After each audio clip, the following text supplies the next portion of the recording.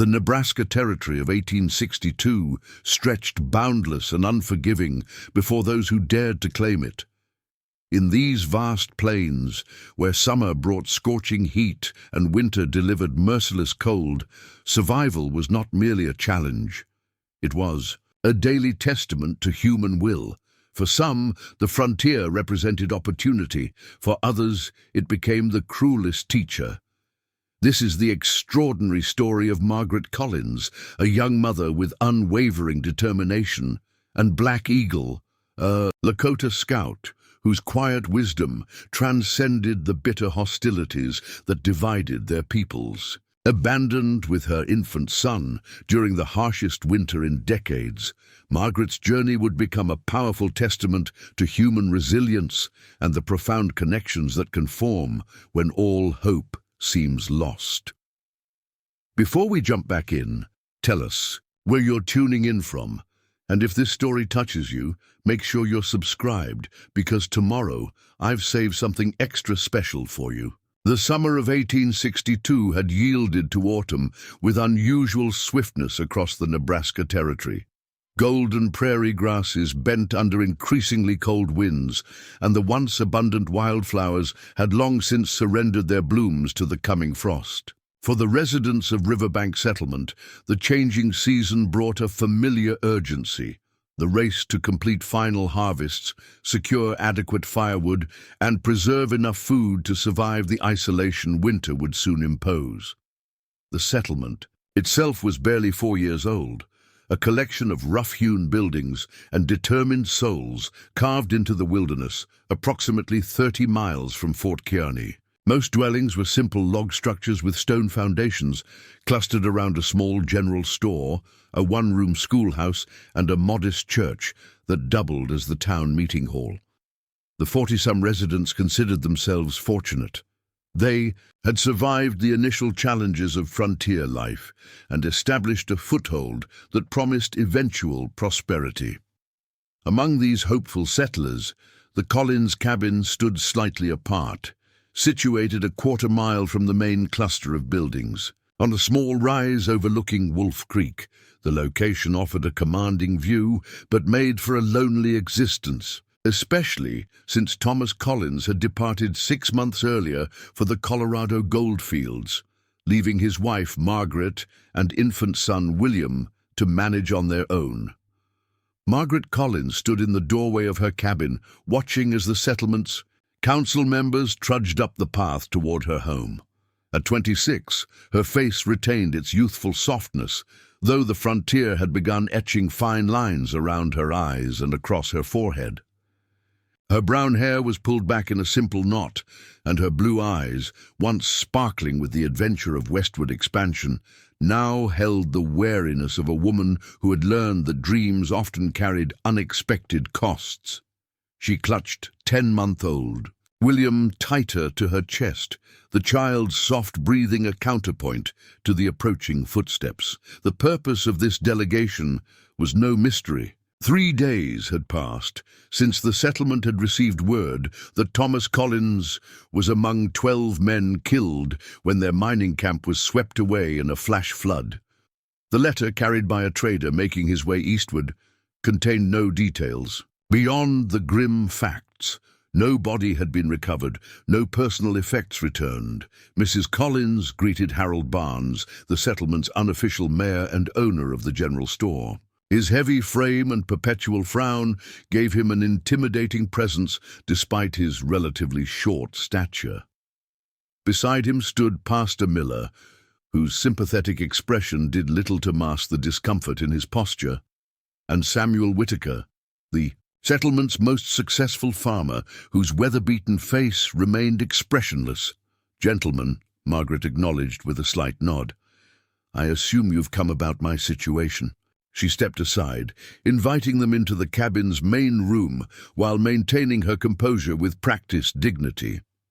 The interior of the Collins home reflected Margaret's determined efforts to create civilization amid wilderness. Hand-sewn curtains framed the two small windows. A braided rug covered a portion of the rough-planked floor, and Thomas's books, an unusual luxury on the frontier, lined a small shelf beside the stone fireplace. A cast-iron stove occupied one corner, its warmth barely offsetting the autumn chill. Barnes cleared his throat, clearly uncomfortable with his mission. "Mrs. Collins, the council met last night to discuss arrangements following the news about Thomas." "I see," Margaret replied evenly. "And what has the council determined about my private affairs?" Pastor Miller interjected hastily. "Now, Margaret, we're all deeply saddened by your loss. The community wants only what's best for you and little." "William," Margaret shifted her son to her other arm, her expression tightening. "And what does the council believe is best for us?" Barnes straightened his shoulders. "Plain speaking is best, Mrs. Collins. Without Thomas's contribution to the settlement's defense and hunting rotation, and with winter approaching, your situation here is untenable. I have the cabin. My garden produced well this year, and I've put up preserves," Margaret countered, though she knew the assessment was essentially correct. A single woman with an infant faced nearly impossible odds on the frontier without community support. "The Pearson family is heading east to St. Louis next week," Whitaker spoke for the first time, his voice surprisingly gentle despite his gruff appearance. "Jacob Pearson says they'd be willing to take you and the boy along. You could reconnect with your family in Pennsylvania or perhaps find suitable employment in the city." The suggestion, though presented as generosity, carried clear implications. The settlement had decided she was no longer their responsibility. "And if I decline?" Margaret asked, already knowing the answer. Barnes's expression hardened slightly. "Then I'm afraid the community cannot guarantee assistance through the winter. We've all got families to think about, Mrs. Collins. The supply wagon won't return until spring, and food stores must be rationed carefully." There it was. Survival on the frontier required contribution, and a woman with an infant was considered a liability rather than an asset, regardless of her willingness to work.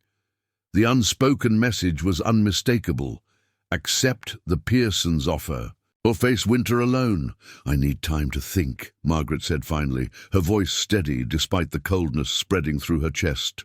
"The Pearsons leave at first light on Thursday," Barnes replied, already turning toward the door. "Pack only what you can carry. Their wagon will be full with their own belongings."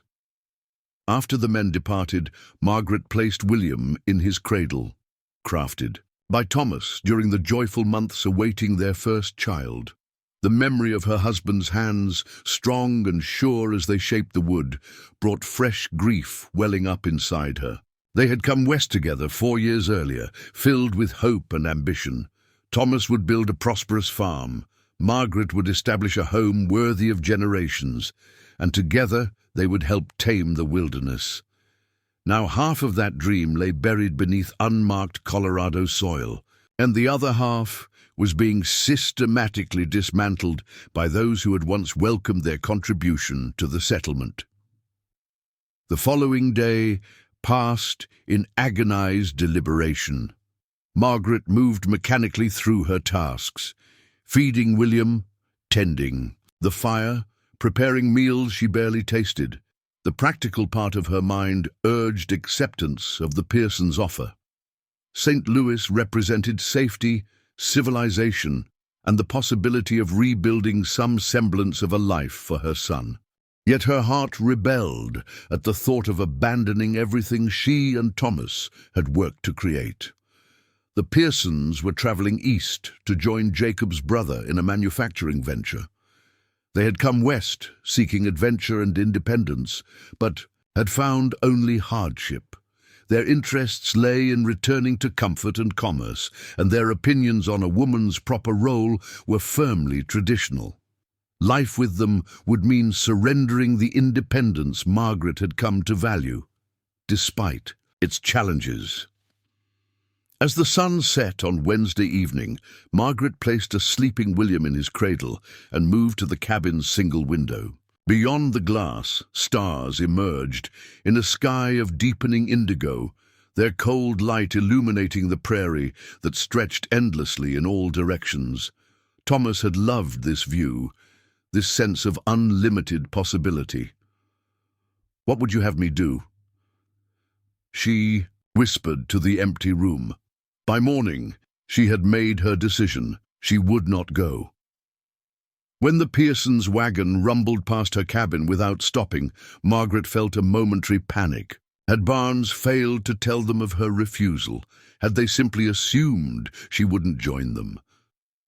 She watched through frost-edged windows as the wagon disappeared into the greyish light of dawn, feeling both relief and dread at the future that awaited her.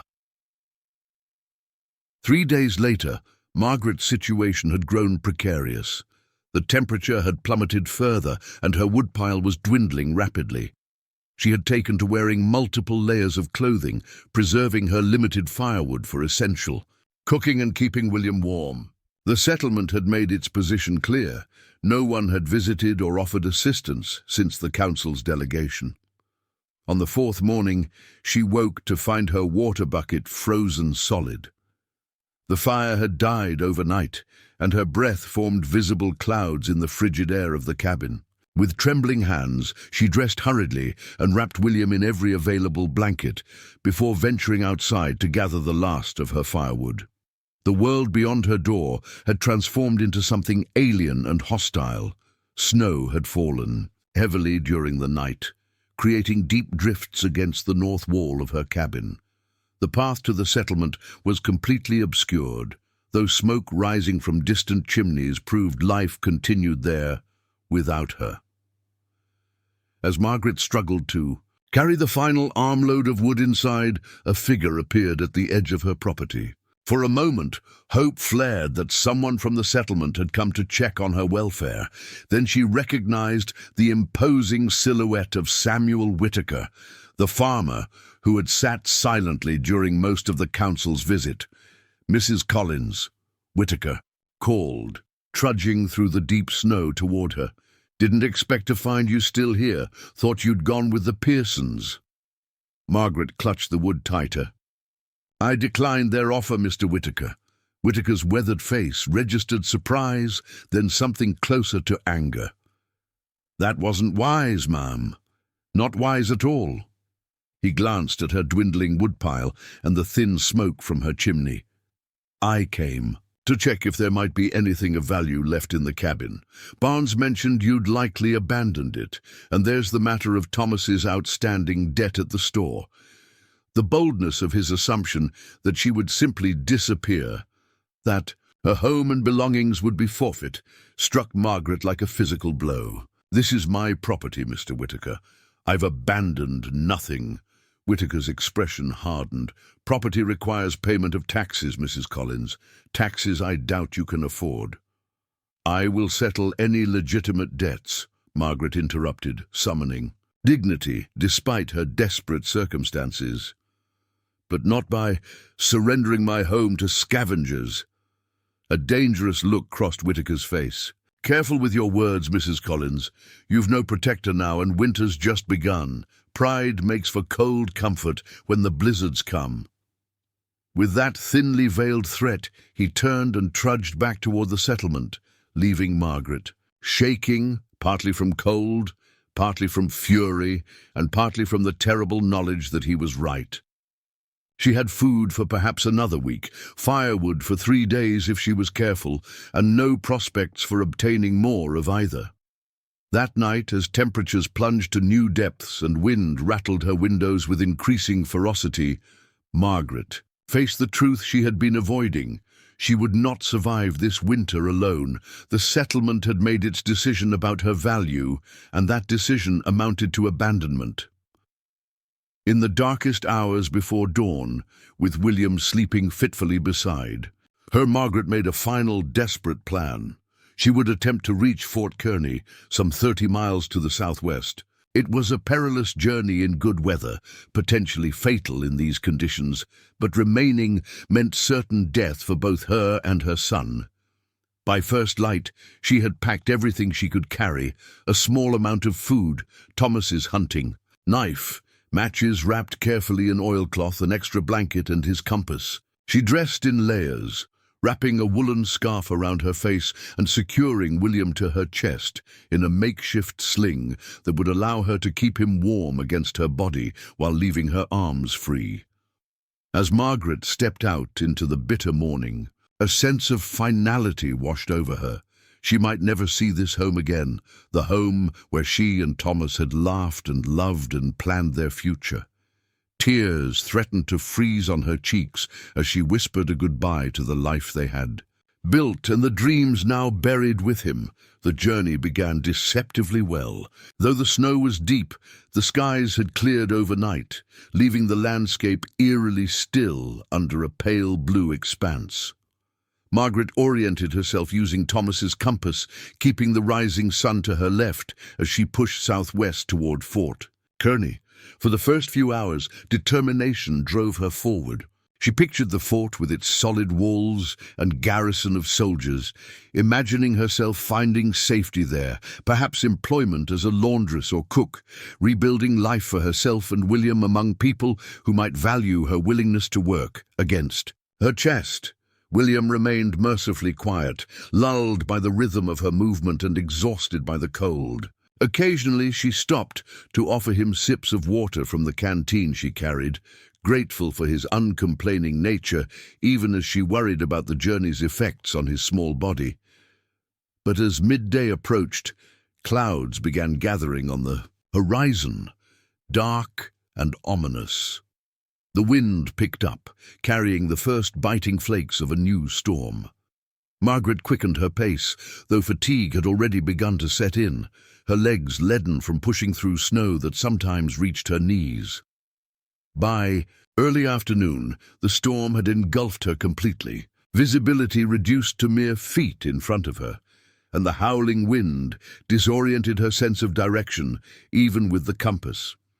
Maintaining a straight course became nearly impossible, as she was forced to detour around deep drifts and unseen obstacles. Beneath the snow, preparing and narrating this story took us a lot of time, so if you are enjoying it, subscribe to our channel. It means a lot to us. Now back to the story.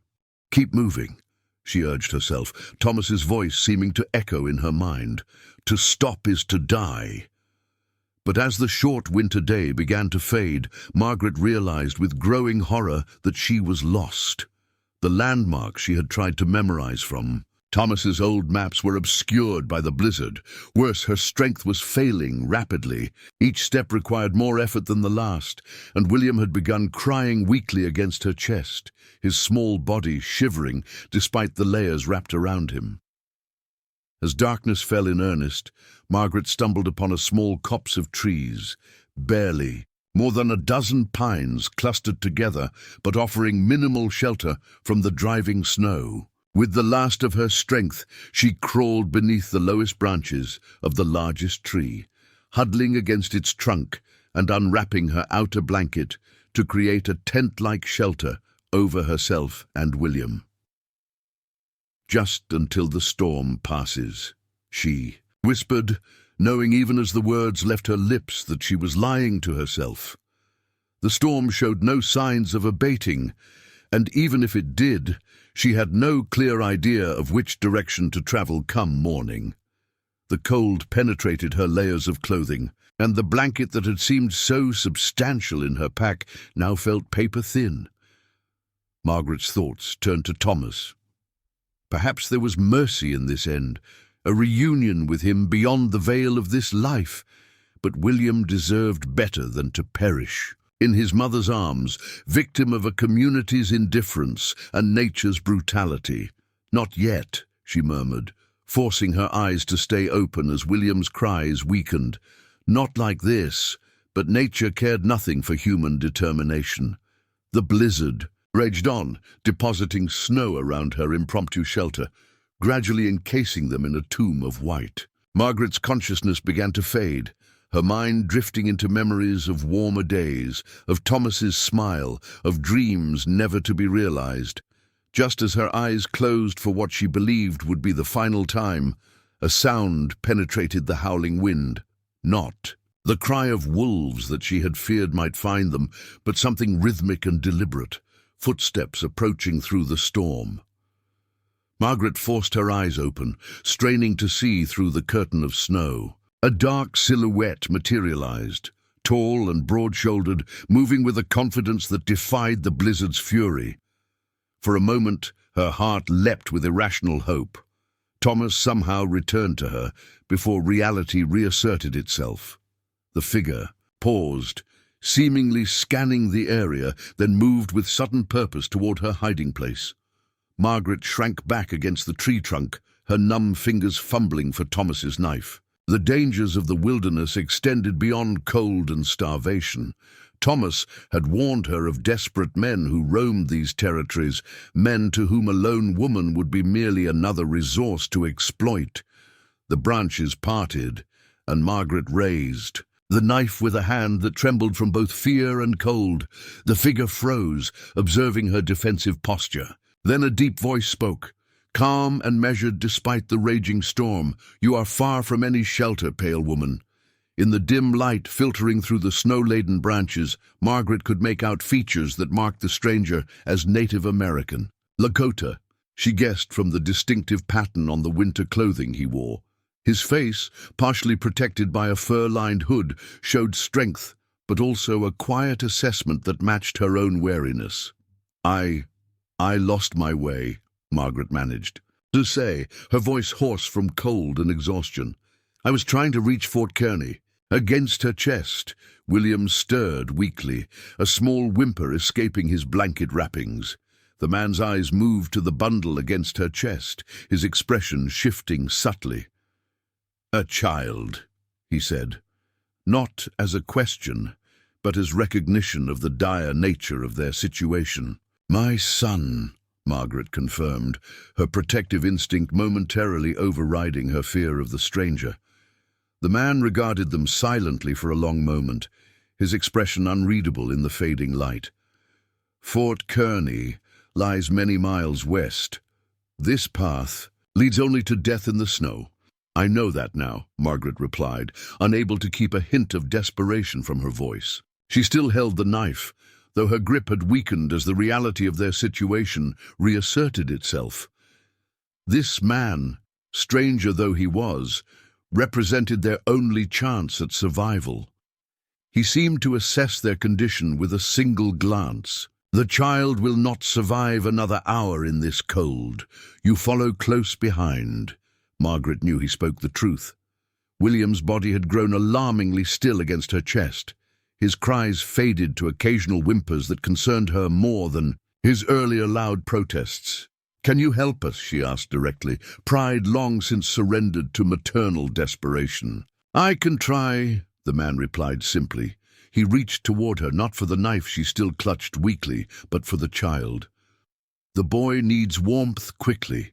I will carry him." Everything in Margaret's upbringing and experience screamed against handing her child to a Lakota warrior.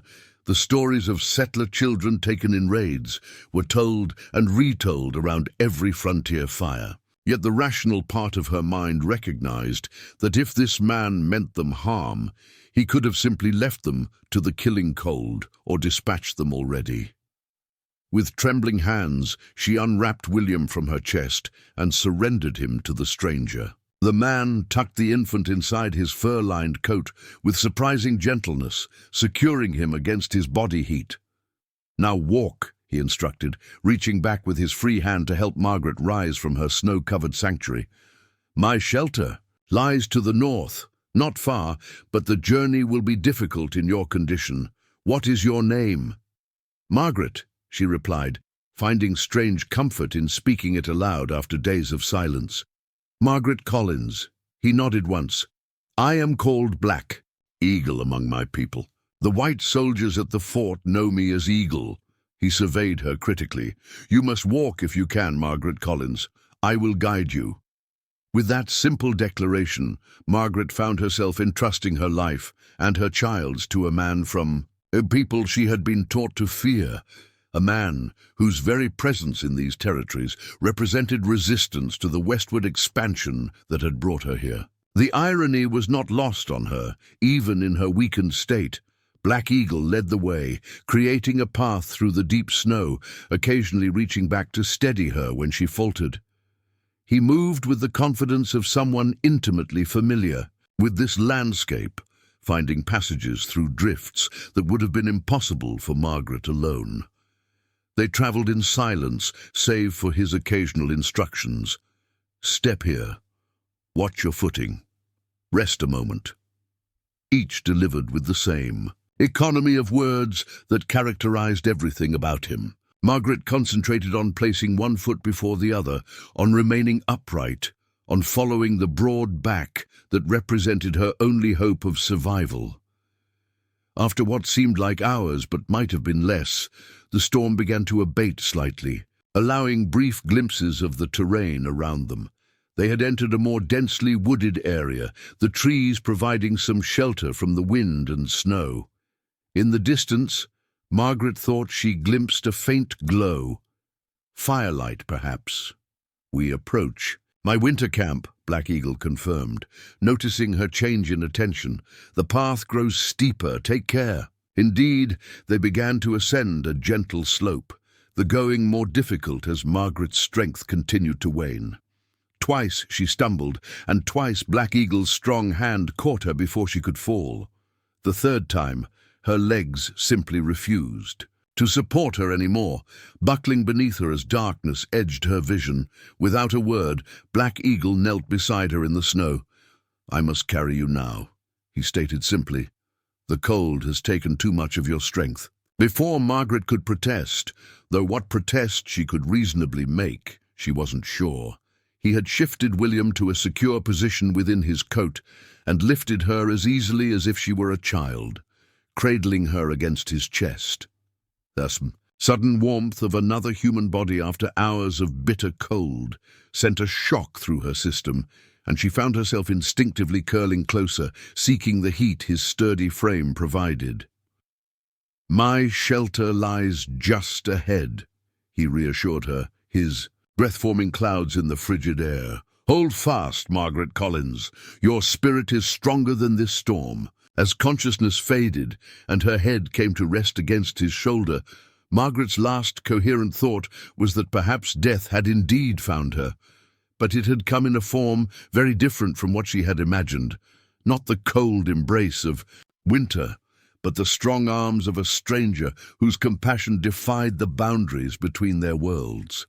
Margaret drifted through layers of consciousness, caught between the numbing embrace of winter and fleeting sensations of warmth. Her dreams were fragmented, Thomas calling her name, William crying, Whitaker's cold dismissal, and through it all, the howling of a storm that seemed to have no end. When awareness finally returned, it came in stages. First, the crackling of fire, then the scent of something rich and unfamiliar cooking, and finally the realization that she lay wrapped in soft furs rather than frozen beneath a pine tree. She opened her eyes to find herself in a shelter unlike any she had seen before. Not quite a cabin, not exactly a tent, but something in between. A sturdy wooden framework covered in what appeared to be hides, the entire structure radiating a surprising warmth from the small fire pit at its center.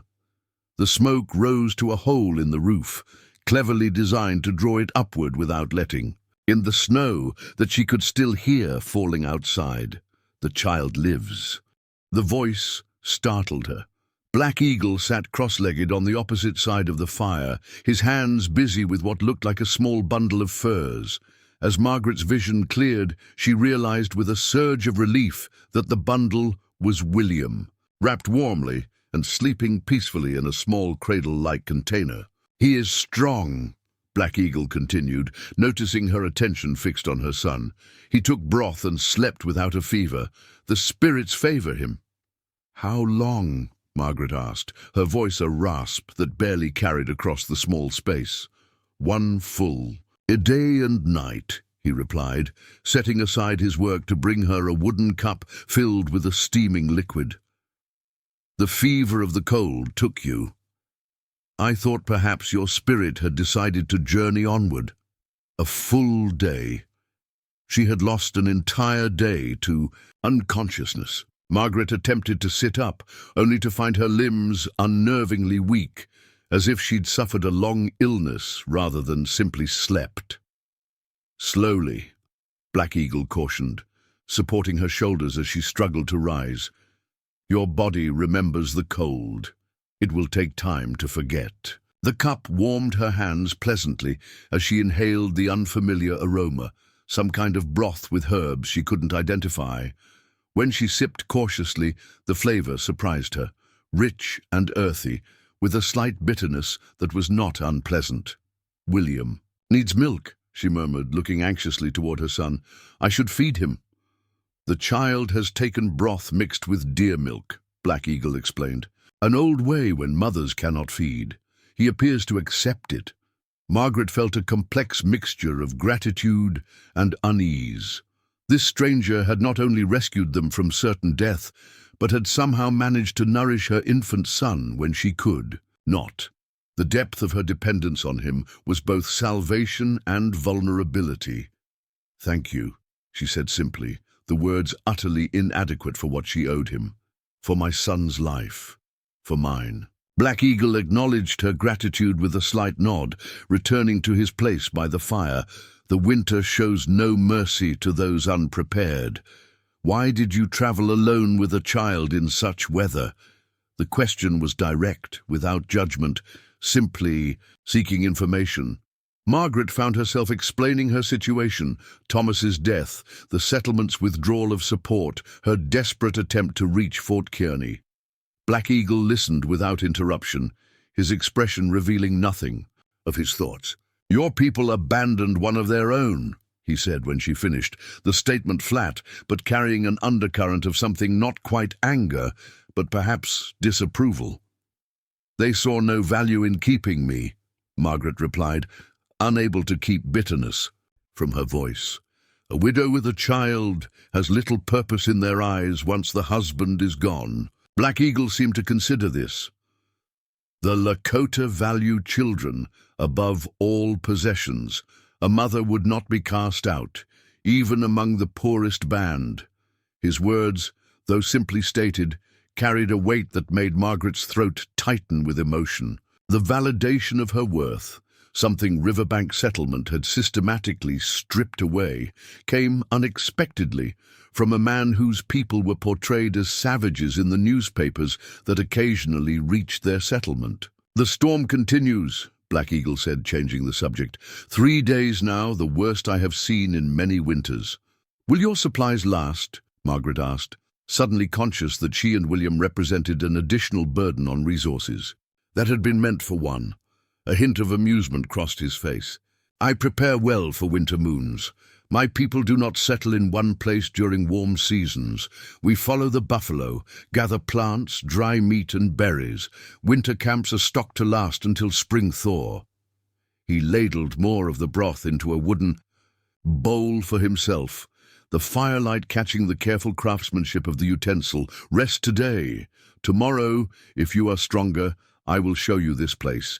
It has been my winter camp for 4 seasons." Margaret nodded, still overwhelmed by the strangeness of her situation.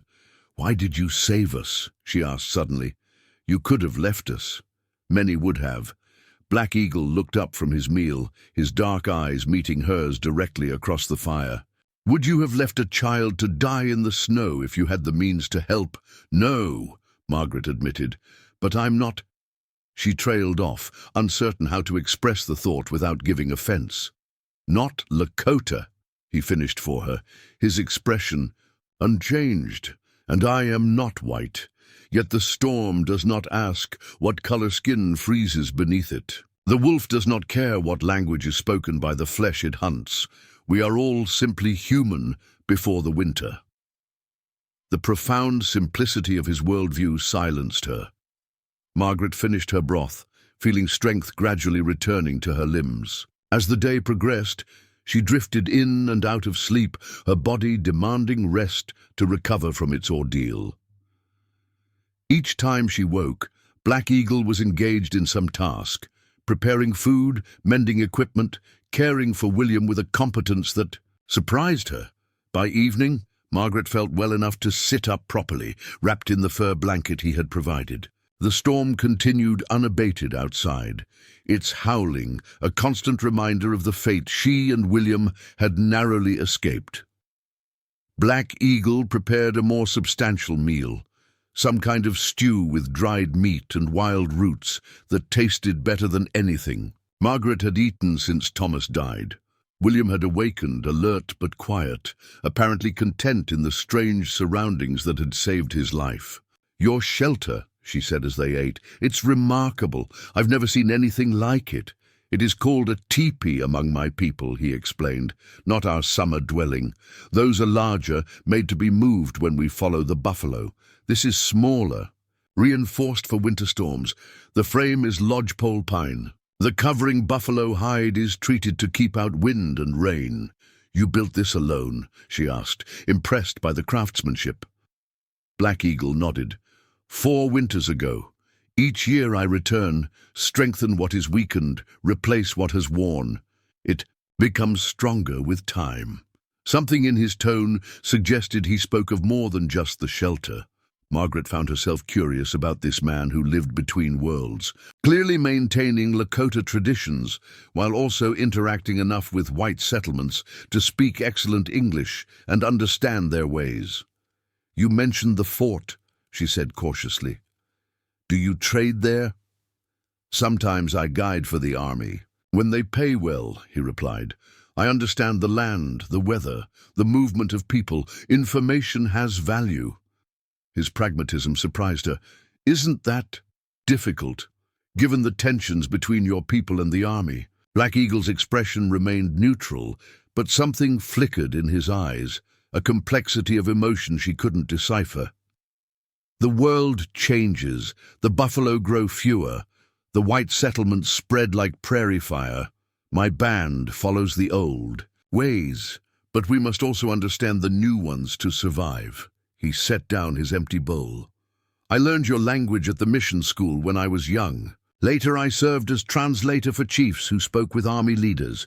Now I walk between both worlds, trusted completely by neither." The loneliness implied by that statement resonated with Margaret's own sense of displacement. She too existed, in a space between expectations, too independent to be accepted as a proper frontier wife, yet vulnerable without the protection society assigned to a husband. "That must be difficult," she offered quietly. Black Eagle made a non-committal gesture. "It is the path I walk. Each path has stones that bruise the feet." Their conversation lapsed into comfortable silence as the fire burned low. Outside, the storm seemed to gain new strength, the wind battering the teepee with fresh determination. Despite its fury, the structure held firm, barely trembling under the assault. "Will sleep come easier tonight?" Black Eagle asked, noting Margaret's attention to the storm. "I think so," she replied, though in truth the howling winds still carried echoes of her near-death experience. "Though the storm's voice is difficult to forget." "Then listen to another voice instead," he suggested. To her surprise, he began to speak in a rhythmic cadence, words flowing in his native Lakota. Though she couldn't understand their meaning, the sound was mesmerizing, rising and falling like the prairie grasses under summer wind, strong yet soothing. "What is that?" she asked when he paused. "A winter story," he explained, "about how Coyote stole fire from the mountain spirits to warm the people during the first winter. My grandfather told it on nights like this, when the wind tried to claim our attention." "It's beautiful," Margaret said sincerely.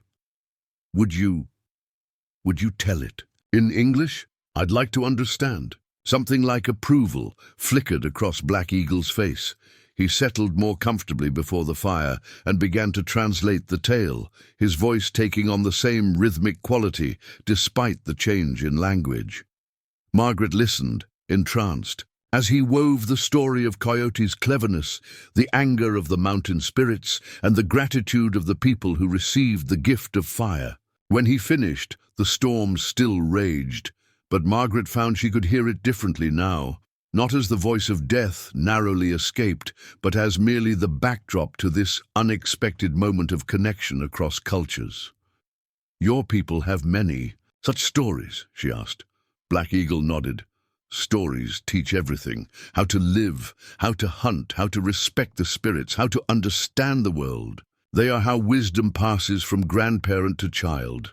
"Not so different from my work, then," Margaret observed. "Teaching William about the world is how he'll learn to survive in it, to understand things I may not live to see." For the first time, she saw Black Eagle's smile, a brief softening of his usually stoic expression that transformed his entire face. "Perhaps mothers are valued among my people because we understand that children carry our future," he said. "Without them, we are merely flesh that walks and breathes, leaving nothing behind." That night, Margaret slept deeply despite the continuing storm, Black Eagle's story having replaced her fear with something approaching wonder. When she woke, the next morning, she found the teepee quiet. The howling wind finally ceased, and Black Eagle was absent. William slept peacefully in his improvised cradle, his breathing steady and strong. Concern flickered briefly until she noticed Black Eagle's weapons still hung on their pegs. He hadn't gone far.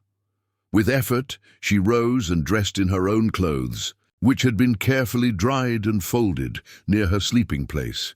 Her strength had returned considerably, though she still felt the lingering effects of her ordeal in trembling hands and aching muscles. The teepee's entrance flap moved aside, admitting a blast of cold air and Black Eagle, carrying an armload of firewood. Frost rimmed his eyelashes and the fur of his hood, but his movements were as efficient and purposeful as ever. "The storm has passed," he announced, kneeling to rebuild the fire. "But the snow is deep, deeper than a tall man in some places where it has drifted." Margaret's heart sank as the implications became clear. "Then Fort Kearney is unreachable." "Until the snow melts enough for travel," he confirmed. "Weeks, perhaps more." The reality of her situation settled heavily upon her. She was alive, yes, but still stranded, dependent on the continued goodwill of a man who owed her nothing, in a shelter barely large enough for one person, let alone 2 adults and an infant. "I've imposed on your kindness too much already," she began, but Black Eagle cut her off with a raised hand. "Winter is not a time for traveling alone," he said firmly. "That path leads only to death, as you have already discovered. You will remain here until safe passage is possible." His tone brooked no argument, though his expression remained free of resentment. He was simply stating what he saw as the only rational option. "How can I repay such generosity?" Margaret asked, genuinely at a loss. Black Eagle considered her for a moment as he fed small sticks to the growing flames. "You have a child to teach," he said finally. "Perhaps you can teach me as well." "Teach? But what could I—" "I speak your language," he interrupted, "but I do not read or write it well. These skills have value when dealing with white traders and army officers. They respect paper words more than spoken ones." Understanding dawned. "You want me to teach you to read and write English?" He nodded. "A fair exchange. I provide shelter and food. You provide knowledge, both necessary for survival." Yes, put that way, it seemed perfectly reasonable. Margaret found herself smiling for what felt like the first time in months. "Yes, that seems fair, though I have no books, no paper." "After we eat," Black Eagle said, returning to his practical manner, "I will show you what is possible." The meal was simple but nourishing, dried meat softened in hot water with some kind of wild onion added for flavor. Afterward, Black Eagle brought forth a small wooden box, carefully wrapped in oiled hide to protect it from moisture. Inside were several items that astonished Margaret. A small blank journal bound in leather, 2 pencils, and most surprising of all, a well-worn copy of The Prairie by James Fenimore Cooper. "From Fort Kearney," he explained, seeing her expression. "The army captain gave me the book as part of payment for guiding his men through Lakota hunting grounds. The journal and pencils were from a trader who needed help finding his way back to the Missouri River when spring floods changed the landscape. Margaret ran her fingers reverently over the book's cover. This is perfect for teaching. It's about life on the frontier, about the meeting of different peoples. Black Eagle's expression suggested this was not new information. I know the story. The trader told me what it contained. That is why I accepted it, though I could only understand parts where the words were simple. You've been trying to teach yourself, Margaret realized, noting how the book's pages showed signs of careful handling. He nodded. Knowledge is a weapon sharper than any knife, more powerful than any rifle. The Lakota understand this. That is why our children learn the old stories, the plant lore, the star paths. Now we must also learn new knowledge to survive in the changing world. His pragmatism impressed Margaret. Where many might resist unfamiliar ways out of pride or fear, Black Eagle seemed to evaluate knowledge purely on its usefulness, without concern for its origin. We'll start today, she decided, energized by the prospect of teaching again, of being useful. But first, you mentioned showing me this place. Black Eagle nodded, rising to collect 2 pairs of what looked like oversized wooden frames with webbing woven across them. Snowshoes, he explained, handing her the smaller pair. Otherwise, we would sink to our necks in the new snow. He showed her how to secure them to her boots, then demonstrated the altered gait necessary for walking in them. A wider stance and slightly rolling motion that felt awkward at first, but became more natural with practice. When he deemed her proficient enough not to exhaust herself immediately, they ventured outside, leaving William sleeping contentedly in the warmth of the teepee. The world beyond the shelter had transformed into something so pristine and vast that Margaret caught her breath at the sight. Snow blanketed everything, smoothing the landscape into gentle curves that sparkled blindingly in the morning sun. The teepee stood in a small clearing surrounded by pine trees, their branches heavily laden with white. It's beautiful, she whispered, momentarily forgetting the deadly nature of this same beauty just days before. Beauty and danger often walk hand in hand, Black Eagle observed, correctly reading her thoughts. The most beautiful flowers sometimes carry the deadliest poison. The most beautiful weather often precedes the worst storms. He pointed toward a ridge visible in the distance. From there, on clear days, you can see the smoke from Fort Kearny, 20 miles perhaps as birds fly, more by land with rivers and valleys to cross. He turned, indicating the opposite direction. Riverbank lies that way, beyond those hills, closer, but still too far for safe winter travel.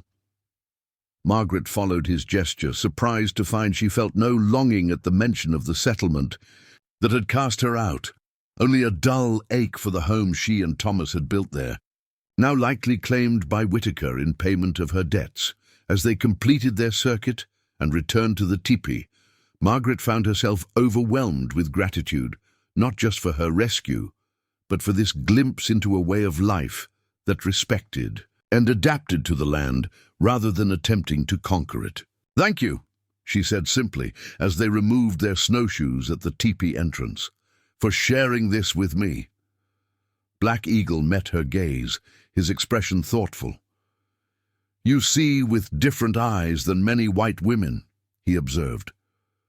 "You look to understand, not just to judge." "Perhaps that's what motherhood requires," Margaret replied, "the willingness to see the world through many different eyes, to prepare my son for what might come." Inside the teepee, they settled by the rekindled fire. The copy of The Prairie opened between them. As Margaret began to assess Black Eagle's existing knowledge of written English, she realized that this unexpected winter arrangement offered something she had thought lost forever after Thomas's death and Riverbank's rejection: purpose. Here, in this small shelter far from any settlement, 2 people from vastly different worlds had found a connection based on the most fundamental of human activities: the sharing of knowledge. As the short winter day progressed into evening, and they continued their first lesson with William sleeping peacefully beside them, Margaret felt something within her begin to thaw, something that had frozen long before her desperate journey through the blizzard. Outside, the temperature dropped again as darkness fell, but inside the tepee, warmth emanated from more than just the dancing flames of the central fire. It radiated from the growing understanding between teacher and student, from the bridge being built word by careful word across the divide of their different worlds. Days melded into a rhythm as January deepened its grip on the Nebraska territory. Margaret and Black Eagle established a routine that made the most of daylight hours and the confined space they shared. Mornings began before dawn with Black Eagle, rekindling the central fire, while Margaret tended to William and prepared a simple breakfast from their carefully rationed supplies. Their days were filled with purposeful activity. There was no room for idleness in winter survival. Black Eagle taught Margaret to maintain the tipi, showing her how to check the hides for areas where frost might penetrate, how to bank the fire to provide maximum warmth with minimum fuel, and how to predict weather changes by observing subtle shifts in the smoke's direction as it rose through the smoke hole. "The wind speaks to those who listen," he explained one morning, pointing to the thin column of smoke that bent sharply to the east before dispersing. "Today brings clear skies, but bitter cold. By evening the stars will seem close enough to touch." Margaret marveled at these insights that came from generations of close observation, knowledge no textbook in her previous life had contained. In exchange, she devoted several hours each day to teaching Black Eagle to read and write English with greater proficiency. He proved to be a remarkably quick student, his existing knowledge providing a foundation she could build upon rapidly. "Your mind grasps patterns quickly," she observed after he mastered a particularly difficult passage from The Prairie. "Many of my students in the settlement would have struggled for weeks with what you've learned in days." Black Eagle considered this as he carefully traced letters in the small journal. Lakota children learn to read the land from earliest walking, where water flows beneath snow, which plants heal and which harm, how animals move before storms approach.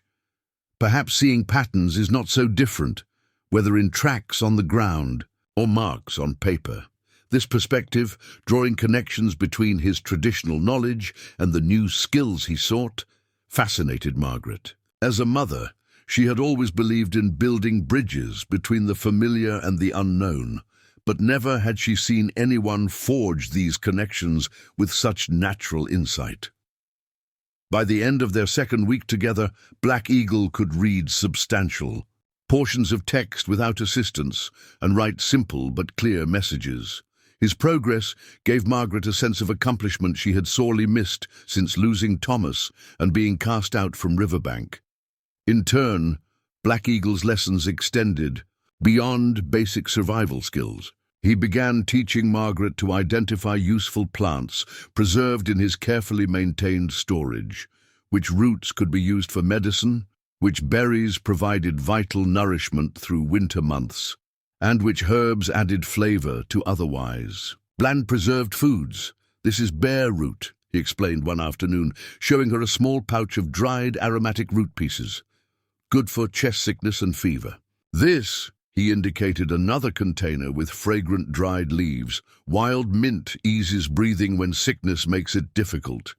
Margaret ran her fingers through the leaves, releasing their sharp, clean scent. "My mother used mint tea for chest colds," she remarked. "Some knowledge seems universal," Black Eagle nodded.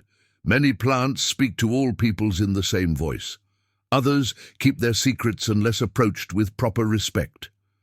He replaced the containers carefully.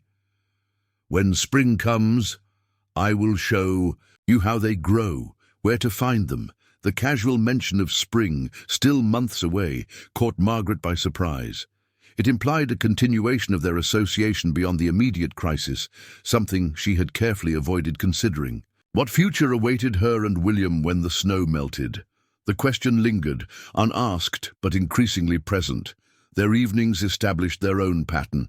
After the day's work and lessons concluded, they would share the main meal, carefully, prepared to provide nourishment while conserving their stores. Then as the fire burned low and darkness wrapped around the teepee, they would exchange stories.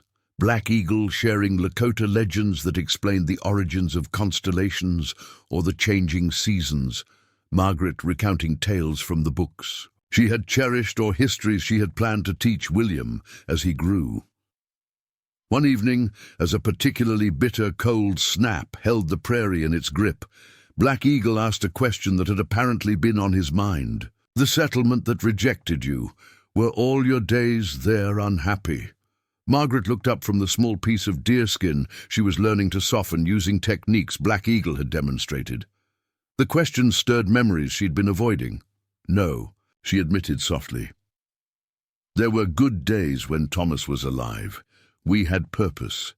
The land was harsh, but promised a future for our family." She set aside her work, lost in recollection. The first Christmas at the settlement, the families gathered in the church. Children sang songs they had practiced for weeks. Even neighbors who barely spoke to each other put aside differences to share a meal together. For that one evening, I glimpsed what the community could become at its best. Black Eagle listened attentively, his dark eyes reflecting the firelight. "And after your husband's passing?" Margaret's expression clouded. Everything changed. It was as if his death gave permission for opinions that had been hidden to surface. The council, all men of course, began questioning my ability to contribute to the settlement's needs. Neighbors who had welcomed us suddenly worried about a woman raising a child alone. The bitterness she had suppressed rose unexpectedly, as if grief somehow made me incapable of work or thought. "Your people fear death," Black Eagle observed matter-of-factly. "They hide it away, speak of it in whispers, as if it might be catching like fever." The insight struck Margaret with its accuracy. "Yes," she agreed. "They treated me as if widowhood were a disease rather than a natural part of life's journey." She looked at him curiously. "The Lakota view death differently?" Black Eagle was silent, for a moment, considering his words carefully. "We do not welcome death before its time, but neither do we pretend it is not the companion of all living things. When a person walks to the spirit world, we honor their journey with ceremony. We keep their memory through stories. The living must continue living. This is how we respect those who have gone ahead." The wisdom in this approach moved Margaret deeply. No one in Riverbank had allowed her to speak of Thomas after the funeral. Mention of him brought uncomfortable silence or hasty changes of subject, as if remembering him might somehow prolong her grief rather than help her carry it. "Would you tell me about him?" Black Eagle asked unexpectedly. "The man whose absence shapes your path." The simple invitation to remember, to share, to speak Thomas's name aloud broke something open inside Margaret. Words began to flow, hesitantly at first, then with growing animation as she described the man she had loved, his skill with tools, his gentle patience with others, his belief in creating a better future for their children, his dreams of building a proper life on the frontier. Black Eagle listened without interruption, his face showing neither impatience nor discomfort as she spoke of love and loss with equal measure. When she finally fell silent, emotional but somehow lighter for having given voice to her memories, he offered no platitudes, only quiet acknowledgement. "He walks with the ancestors now, but his spirit lives in your words and in his son. This is good." That night, as Margaret drifted towards sleep wrapped in furs that kept the deepening cold at bay, she realized something had shifted between them.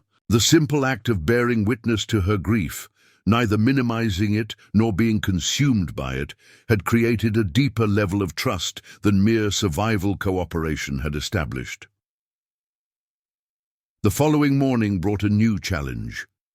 Margaret woke to Find Black Eagle already dressed for outdoor travel, checking his hunting equipment with methodical care. The meat stores grow low, he explained when he noticed her watching. I must hunt today while the weather holds clear. Alarm flickered through Margaret at the prospect of being left alone. Though she had mastered basic tasks around the tipi, the wilderness beyond remained a formidable threat, especially to someone raised in more settled areas. Black Eagle seemed to read her concern. You have learned much, he said reassuringly. The fire will keep, the tipi will protect you. I will return before darkness falls. Of course, Margaret replied, embarrassed by her momentary panic. What should I do while you're gone? Black Eagle considered. Practice the skills we have discussed. Care for the boy. He hesitated, then added, and perhaps write in the journal. Your thoughts, your memories. Paper holds what the mind might lose. The suggestion surprised her, both for its sensitivity and its practicality. Black Eagle had come to understand her need for meaningful activity, not just physical tasks. After a brief meal and final preparations, he departed, snowshoes leaving distinct tracks that led away from the teepee and into the surrounding forest. Margaret stood at the entrance until his figure disappeared among the trees, then turned resolutely to the day's tasks. She began by carefully feeding the central fire, adding wood in the pattern Black Eagle had taught her to maintain consistent heat.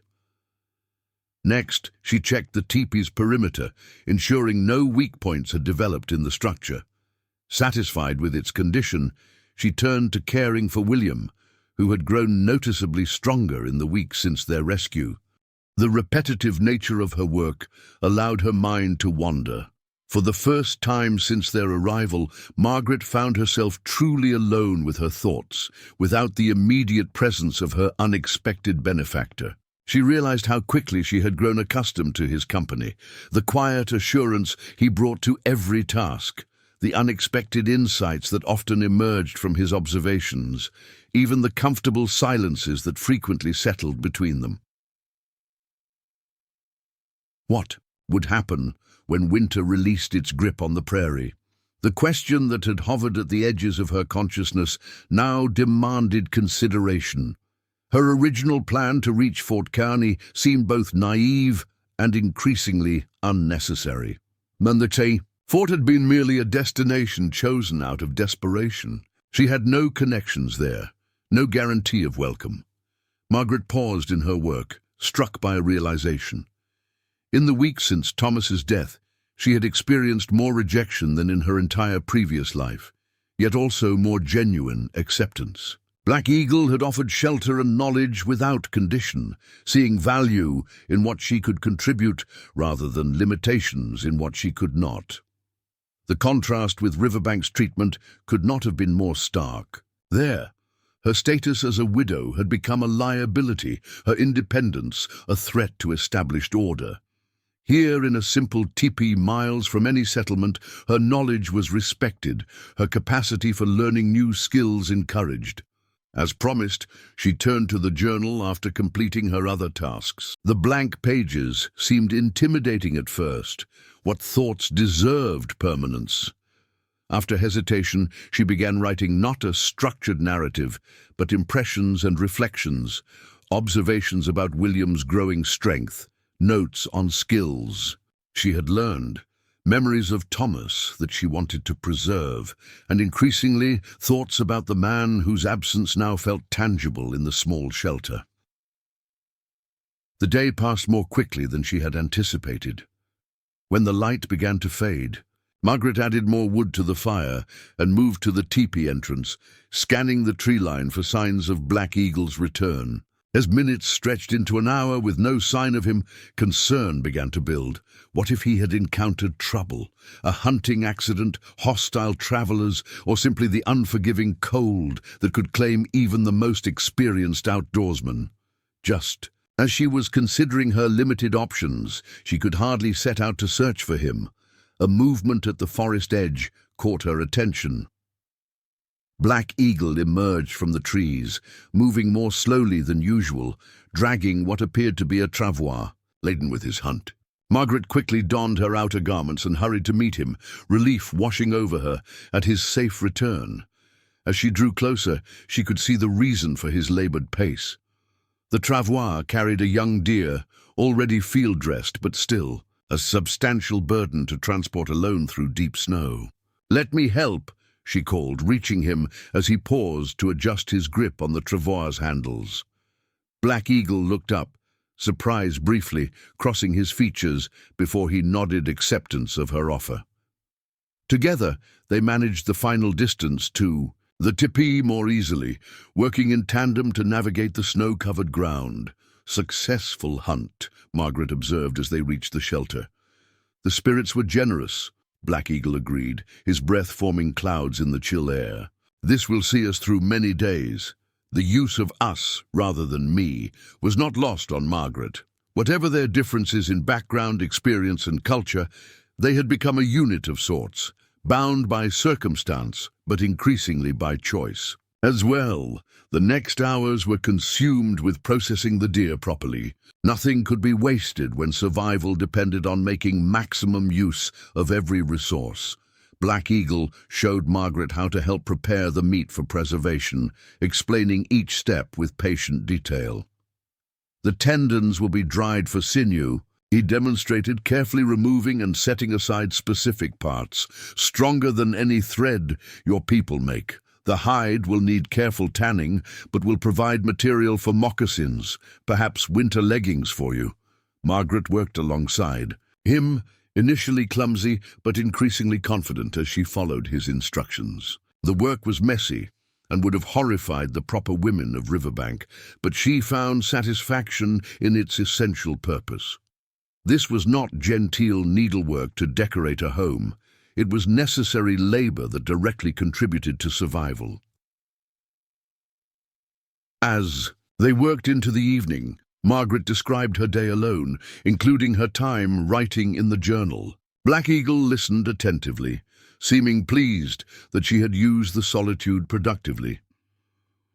"Words on paper," he mused, as they finally settled by the fire, exhausted but content with the day's accomplishments. "My people keep our stories in memory passed from one generation to the next. Your people trap words like animals, hold them still on pages." "I never thought of it that way," Margaret admitted, intrigued by the comparison. "Is one better than the other?" Black Eagle considered the question seriously. "Different paths to the same destination. Memory breathes, changes with each telling. Writing stays fixed, but survives even when no one remains who remembers."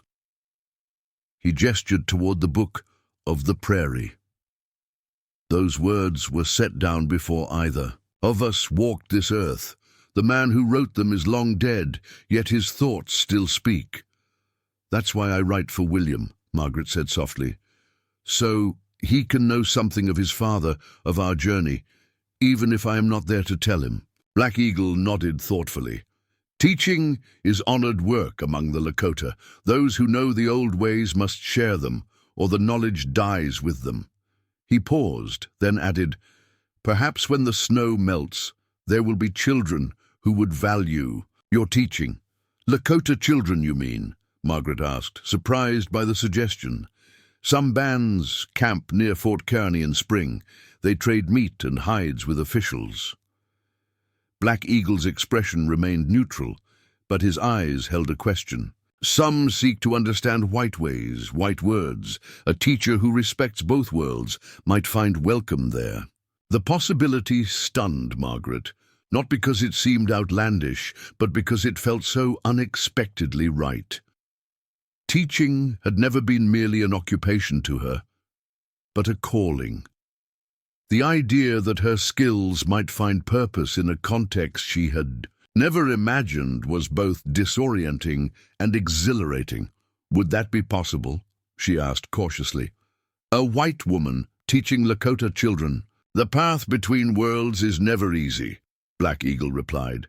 "But those who walk it create new possibilities." He added more wood to the fire, watching the flames rise before continuing. "Much would depend on the teacher. if she came with respect, with willingness to learn as well as teach. He left the thought unfinished, but its implications hung in the air between them. Margaret found herself imagining a future neither Riverbank nor her previous life had prepared her to envision. One where her identity as a mother and teacher might continue, but in service to building understanding across boundaries that had seemed insurmountable before winter began. As they prepared for sleep that night, Margaret looked at William, now sleeping peacefully in his improvised cradle. What future did she want for her son? A return to white settlements would provide certain advantages: formal education, familiar customs, eventual acceptance in society. Yet it would also mean raising him in a world that had already demonstrated its willingness to abandon those who didn't conform to rigid expectations. The alternative, a life influenced by both cultures, learning from the wisdom Black Eagle embodied, while still knowing his father's heritage, held both promise and challenge. It would be a path few had traveled, fraught with obstacles from both societies, yet potentially richer for spanning their divide.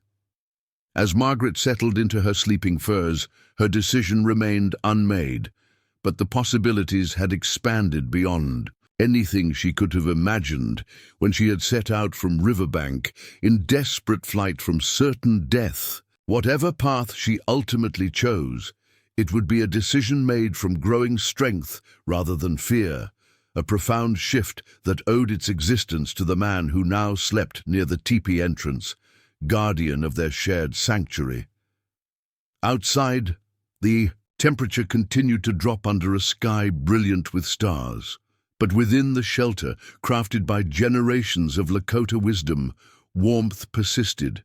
Not just the physical warmth that kept the deadly cold at bay, but the deeper warmth of human connection that had begun to bridge worlds long divided by misunderstanding and fear. As January yielded to February, the harsh grip of winter maintained its hold on the Nebraska territory. Though the days gradually lengthened by barely perceptible increments, the cold remained a constant presence, a reminder of nature's dominance over human ambitions. For Margaret and Black Eagle, their shared existence had evolved into something neither could have anticipated when first thrown together by desperate circumstances. William thrived under their combined care, his infant awareness expanding daily. He had begun to recognize Black Eagle, reaching for him with small hands and responding to his deep voice with delighted coos. Margaret observed these interactions with mixed emotions: gratitude for her son's recovery and growing strength, yet a poignant awareness that Thomas would never witness these moments of his son's development. One morning, as they completed their breakfast, Black Eagle presented Margaret with a small object wrapped in soft deerskin. "For the boy," he explained, his expression revealing a hint of uncertainty unusual for his typically confident demeanor. Margaret unwrapped the gift to find a beautifully carved wooden figure, a small horse, its lines flowing with remarkable grace despite the simple material. "You made this?" she asked, running her fingers over the smooth surface. Black Eagle nodded. "When you slept, Lakota children learn the world through such things before they can walk upon the land themselves." The toy represented more than a simple gift. It acknowledged William as worthy of attention and care, a small person with needs beyond mere survival. Margaret swallowed against the sudden tightness in her throat. "It's beautiful." His first toy. She placed it in William's eager hands, watching as he immediately brought it to his mouth for investigation. "Thank you," she said, meeting Black Eagle's eyes. "For seeing him." A subtle nod acknowledged her deeper meaning. "Children are the center of our world," he replied. "Not possessions or burdens, but the future walking beside us." The day continued with their established routine, tending the fire, maintaining the shelter, lessons in reading and writing alternating with instruction in practical wilderness skills. Yet Margaret found herself increasingly aware of the shifting nature of their arrangement. What had begun as emergency rescue had slowly transformed into mutual respect and then into something more complex, a genuine partnership based on shared purpose rather than mere survival necessity. That afternoon, as she practiced the technique, Black Eagle had shown her for creating cordage from plant fibers. Margaret broached a subject that had increasingly occupied her thoughts. "Tell me about your people," she said. "Not just the skills and stories, but how you live together." Black Eagle paused in his work repairing a snowshoe. "The Lakota way is not simple to explain to those who have not lived it." "I know," Margaret acknowledged, "just as I would struggle to explain all the customs of my world, but I'd like to understand better." He considered her request with characteristic thoughtfulness before beginning. "The Lakota live as 7 council fires, 7 bands that form one people. My band, the Oglala, camps predominantly west of here, though many have been forced to the agency by the army." His expression remained neutral, despite the weight of history carried in those words. "We follow the buffalo during warm seasons, moving our camps to where food, water, and grazing can be found. Each band has its own chiefs, chosen for wisdom and generosity, not for power or wealth. Decisions that affect all require council agreement." Margaret listened intently as Black Eagle outlined a social structure both sophisticated and radically different from the hierarchical system she had known. The Lakota were organized by family groups called Tio Spai, where extended relatives shared responsibility for each other's welfare. Children were raised not just by parents, but by the entire community, with grandparents playing essential roles as teachers and storytellers. "Women own the tipis and all goods within them," he explained, noticing Margaret's surprise at this detail. "They determine when camps move, where they are placed. They have a voice in council through elder women who speak with authority." "That's very different from my world," Margaret observed. "Among white settlers, women have few legal rights. A married woman cannot own property separate from her husband. Widows must often fight to retain anything at all." Black Eagle's expression suggested this concept seemed as foreign to him as some Lakota practices might seem to an outsider. "A system that weakens half its people weakens itself," he observed simply. "And children?" Margaret asked, glancing at William, who played contentedly with his wooden horse nearby. "Children belong to the circle of family, but are never owned. They are listened to, even the youngest. Discipline comes through teaching and example, not punishment. A child who sees generosity learns to be generous. One who witnesses cruelty learns cruelty." Black Eagle went on to describe ceremonies that marked life transitions, complex kinship obligations that ensured no one went hungry when others had food, and spiritual practices that connected people to the natural world through prayer and reflection. Throughout his explanation, Margaret noted the absence of many elements she had been taught to associate with Indian life.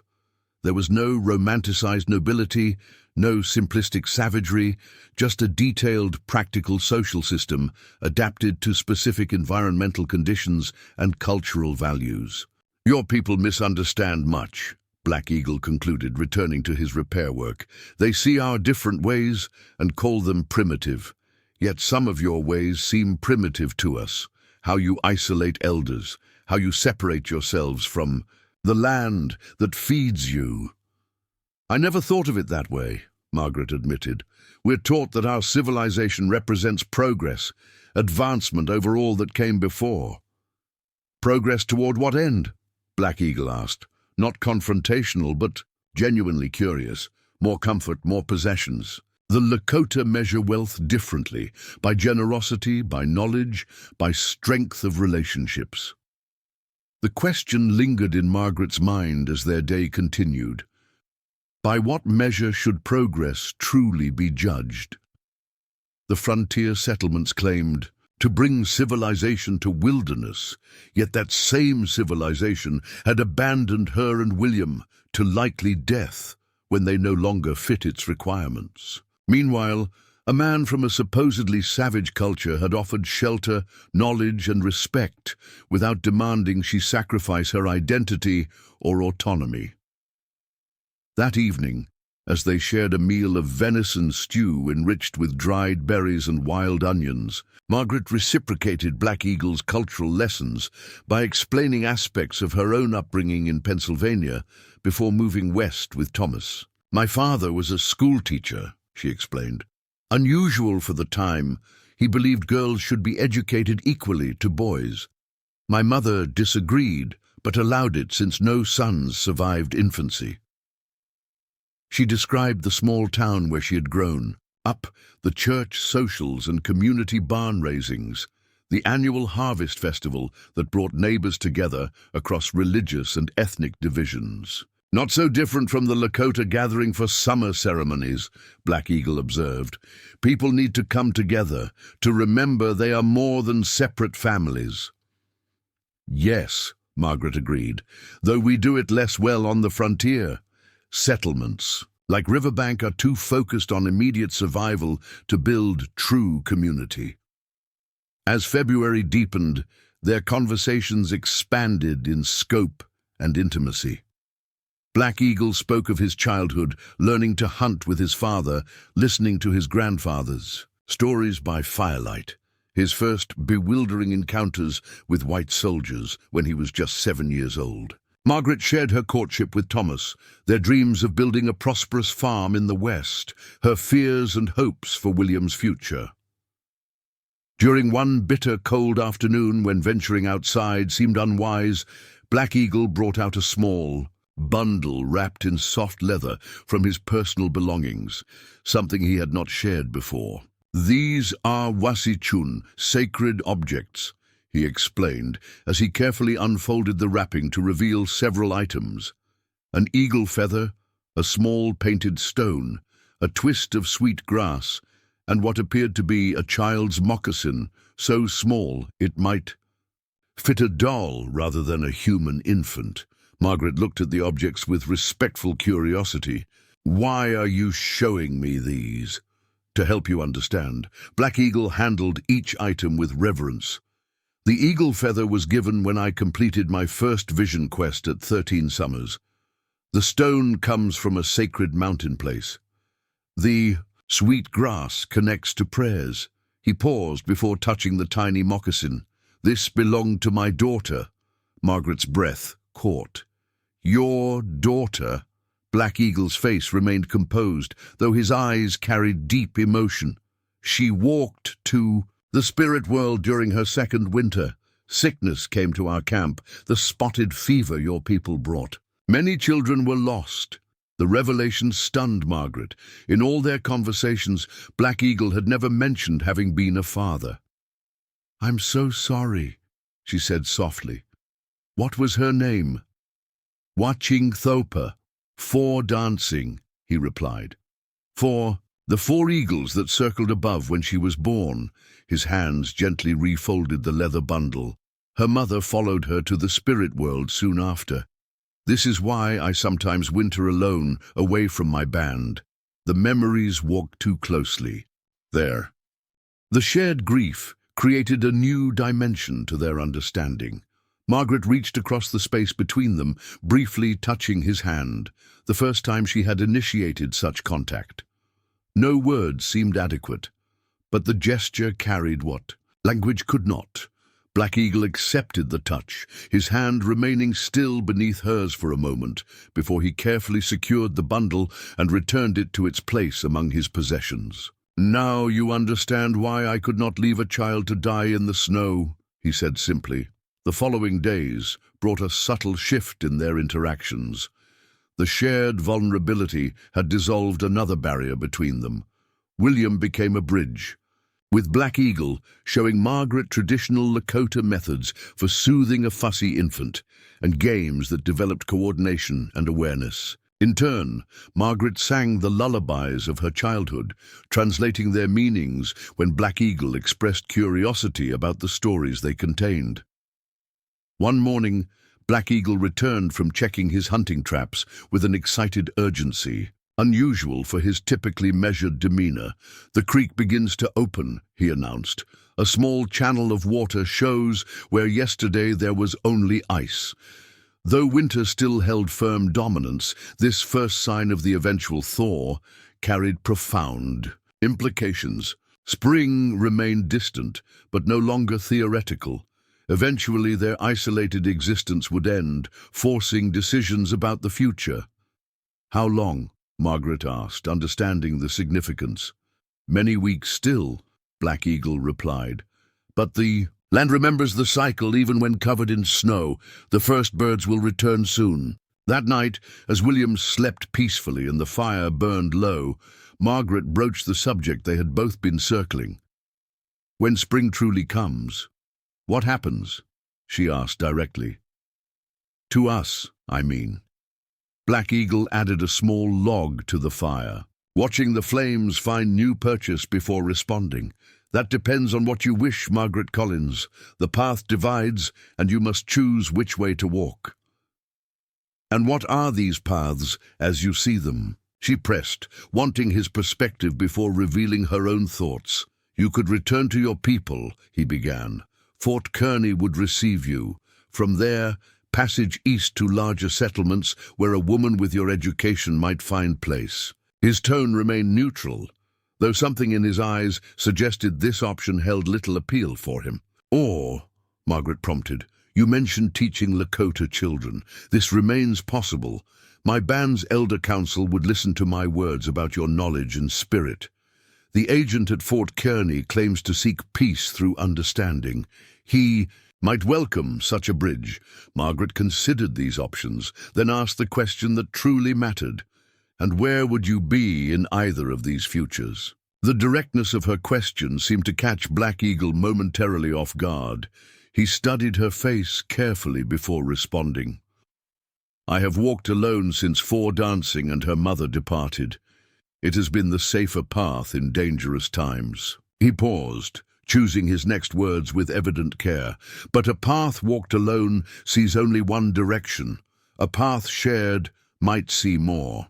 His oblique answer contained layers of meaning, acknowledgement of potential continued connection, but also recognition of the challenges such a choice would entail. "I've been thinking about William," Margaret said, watching her sleeping son, "about what world I want him to know. Riverbank showed me the hollow promises of supposed civilization. Your kindness has shown me something different." Black Eagle remained silent, allowing her to work through her thoughts without interruption. "If I returned to white society," she continued slowly, "William would gain certain advantages: formal education, eventual acceptance, a defined place. But he would also learn fear of difference, rigid thinking, perhaps even cruelty toward those unlike himself." She looked up, meeting Black Eagle's steady gaze. "I'm not sure those are worthwhile trades. The path between worlds is never easy," Black Eagle reminded her, echoing words he had spoken before. "Those who attempt it face suspicion from both sides." "I know," Margaret acknowledged. "But perhaps that's the path that needs more travelers, not fewer. William could know both worlds, carrying the best of each." A rare smile softened Black Eagle's features. "You speak with a mother's hope. It is good." "And what of your hope?" Margaret asked quietly. "After losing so much, what future do you seek?" For several moments, Black Eagle remained silent, the only sound the soft crackling of the fire. When he finally spoke, his voice carried an openness Margaret had not heard before. "I did not expect to find a new purpose in a winter storm," he said. "Yet the spirits often provide what we need rather than what we think we seek." He gestured toward William. "Teaching this boy to walk between worlds with strength and wisdom. This would be a worthy path, if his mother permits it." The implication hung in the air between them, not a declaration of romantic intentions, as might occur between a white man and woman, but something perhaps more profound, a commitment to shared purpose, to building something that transcended both their cultural traditions while honoring essential values from each. "I would welcome your guidance for both of us," Margaret replied, her voice steady despite the magnitude of what this conversation represented, a choice to step permanently outside conventional boundaries into unmapped territory, not just for survival skills, but for the wisdom to navigate what comes next. Black Eagle nodded once, the gesture carrying the weight of serious commitment. "Then, when spring arrives, we will face its challenges together." Outside, the wind increased, driving snow against the tipi in renewed fury, as if winter itself protested their defiance of its isolating power. But within their shelter, something new had taken root, a fragile but determined commitment to possibilities neither had imagined when the season began. Neither spoke further that night, the significance of their exchange requiring no additional words. As they prepared for sleep in their customary places on opposite sides of the fire, Margaret realized that regardless of the physical distance spring might bring, an invisible bridge had formed between them. One constructed not from desperation or necessity, but from genuine respect, shared purpose, and the quiet courage to envision a different kind of future. In the gentle rhythm of William's breathing and the steady presence of the man who had saved them both, Margaret found unexpected peace. The path ahead would not be easy, she harbored no illusions about the obstacles society would place before them. Yet for the first time since Thomas's death, she felt the stirring of genuine hope, not just for survival, but for a life of meaning and connection that honored her deepest values rather than merely conforming to external expectations. As snow continued to accumulate outside their shelter, another layer of complexity and connection was simultaneously building within, an architecture of shared purpose, strong enough, perhaps, to withstand whatever storms the changing seasons might bring. February yielded reluctantly to March, the transition marked not by immediate warmth, but by subtle shifts in light and sound. The sun lingered longer each day, its strength gradually increasing.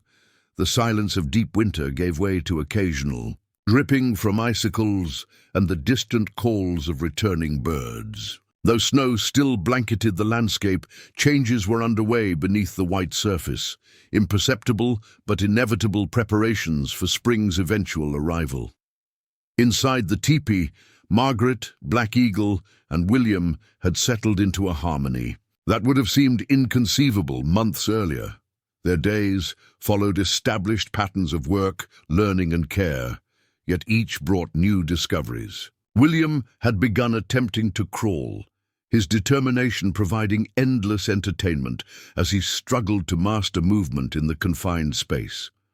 "He has his father's persistence," Margaret observed one morning, as William repeatedly pushed himself, up only to collapse forward with a grunt of frustration.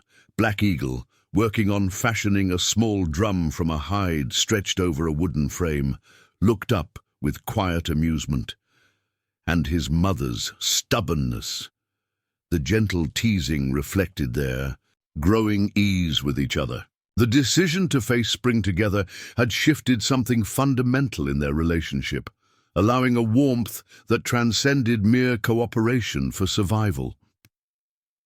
Margaret had begun crafting simple clothing for William from the tanned deerskin black Eagle had prepared, using techniques she'd learned under his guidance. Her fingers, once accustomed only to delicate needlework with manufactured thread and cloth, had grown confident with sinew and animal hide. The transformation of her skills paralleled deeper changes in her understanding of herself and the world.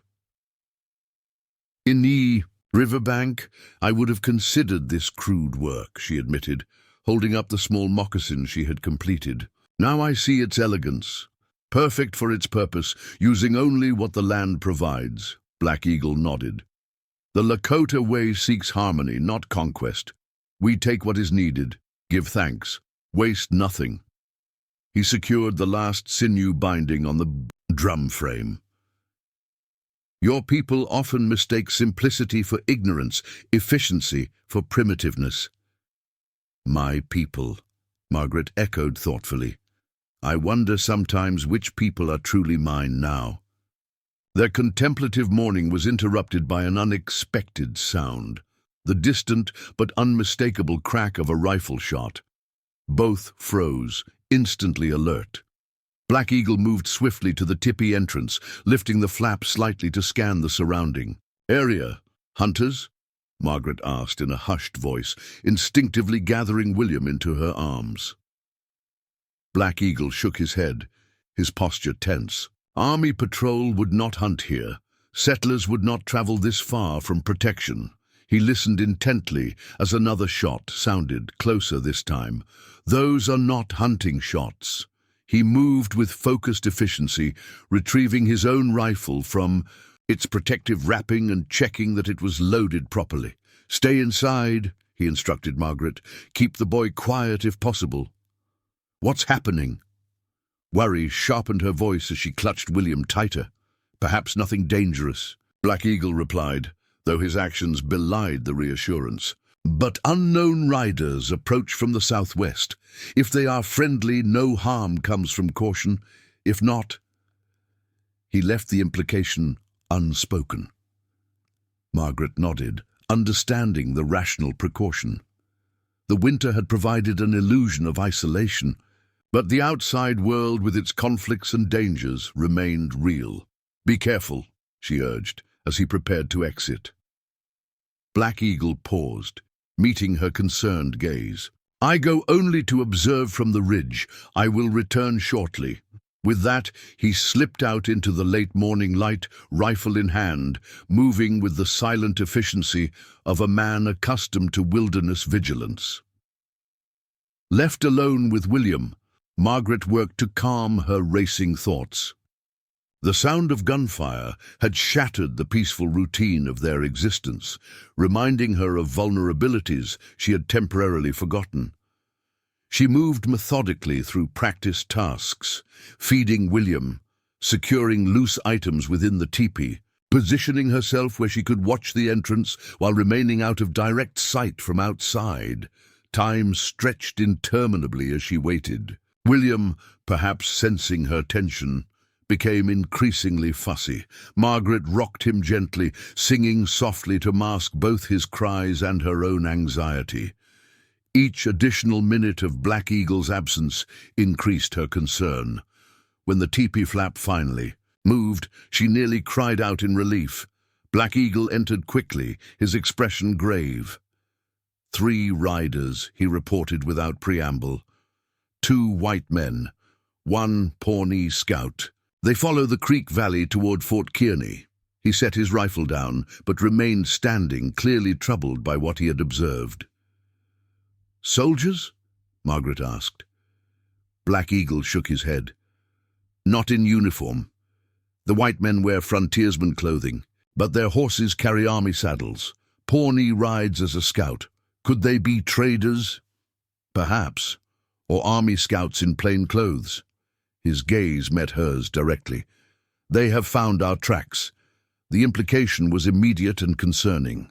Their regular movements around the winter camp had left patterns in the snow, paths to the wood supply, the creek, the ridge. With the slight warming, these tracks would be more visible to experienced eyes. Will they come here? Margaret's arm tightened protectively around William. They have changed direction to follow our trail. Black Eagle's voice remained calm despite the gravity of his words. We must prepare for visitors, welcome or unwelcome. The next hour passed in tense preparation. Black Eagle concealed most of their supplies and valuables in locations only he and Margaret knew. He instructed her on specific signals and responses should the situation become threatening. Margaret changed into her original clothing rather than the adapted Lakota garment she had grown accustomed to wearing. A strategic decision to present herself as clearly white if the riders proved hostile toward Native Americans. "If danger comes," Black Eagle told her quietly, "take William through the back opening. I will prepare. Follow the creek north until you reach the stone outcropping. Wait there until I come." Margaret wanted to protest, to insist they face whatever came together, but maternal instinct overrode personal preference. William's safety must take precedence over all else. "I understand," she agreed, "but promise you'll be careful." A slight nod was his only response, but the look that passed between them carried deeper meaning than words could convey. They did not have long to wait. Just before midday, the sound of approaching horses broke the stillness. Black Eagle positioned himself near the entrance, rifle within reach but not in hand, a posture that balanced readiness with the appearance of peaceful intention. Margaret sat deeper within the tepee, William now mercifully asleep in her arms, her own body partially concealed by shadows. "Ho, the camp!" A voice called from outside, the traditional frontier greeting that signaled peaceful approach. Black Eagle caught Margaret's eye with a questioning glance. She nodded slightly, indicating her readiness for whatever might come. He lifted the entrance flap and stepped outside to meet their visitors, keeping his body positioned to block direct view into the tepee. From her place inside, Margaret could hear the exchange clearly. "Fine day for March," the same voice continued. "Name's Jackson, Army Scout out of Fort Kearney. This here's Miller and that's Sharp Lance. I am called Eagle," Black Eagle responded, using the shortened version of his name that he employed with white men. His tone was neutral, neither welcoming nor hostile. "Didn't expect to find a camp this far from the regular Lakota grounds." Jackson continued, "You wintering alone?" "The season grows late for such questions," Black Eagle replied evenly. "What brings Army Scouts so far from the fort?" A different voice, presumably Miller, spoke next. "Looking for missing settlers. Woman and child from Riverbank Settlement. Went missing during the January blizzards. Settlement figured them dead, but the fort commander ordered a check now that travel's getting possible again." Margaret's breath caught. They were looking specifically for her and William. The revelation that someone had ordered a search came as a shock. She had assumed Riverbank had simply written them off entirely. "This woman," Black Eagle asked carefully, "why would she leave her settlement in winter?" "Story goes that the town council suggested she move on after her husband died," Jackson explained. "Apparently she decided to try reaching Fort Kearney instead. Took off in the middle of a storm. Damn fool thing to attempt with a baby." The casual dismissal of her desperate situation stung Margaret, though the assessment of her decision wasn't entirely unfair. "And why does the army concern itself with one foolish woman?" Black Eagle pressed. A moment of silence followed before Jackson responded, his tone shifting subtly. "Her husband had a family back east with some influence. Brother's a congressman or some such. Started making noise when he heard she'd gone missing. Army doesn't need that kind of trouble." This revelation stunned Margaret. Thomas had mentioned a half-brother in Pennsylvania who had gone into politics, but they had never been close. That this distant connection was now generating a search for her seemed almost unbelievable. "I have seen no white woman," Black Eagle stated simply. "Winter has been harsh. Few travel these lands until spring truly arrives." "Mind if we water our horses at your creek?" Jackson asked. "Been riding since dawn." "The water belongs to no man," Black Eagle replied. "Your horses are welcome to it." The conversation continued outside as the men dismounted. Margaret could hear them leading their horses toward the creek, their voices growing fainter. She remained motionless, William still sleeping against her chest, her mind racing through implications and possibilities. Minutes later, Black Eagle returned inside. "They will leave soon," he informed her in a low voice. "They believe their search must continue toward Riverbank." "They're looking for me," Margaret whispered. "For us, Thomas's half-brother. I barely knew him." Black Eagle nodded. This changes matters. When they report to Fort Kearny, more searches may follow.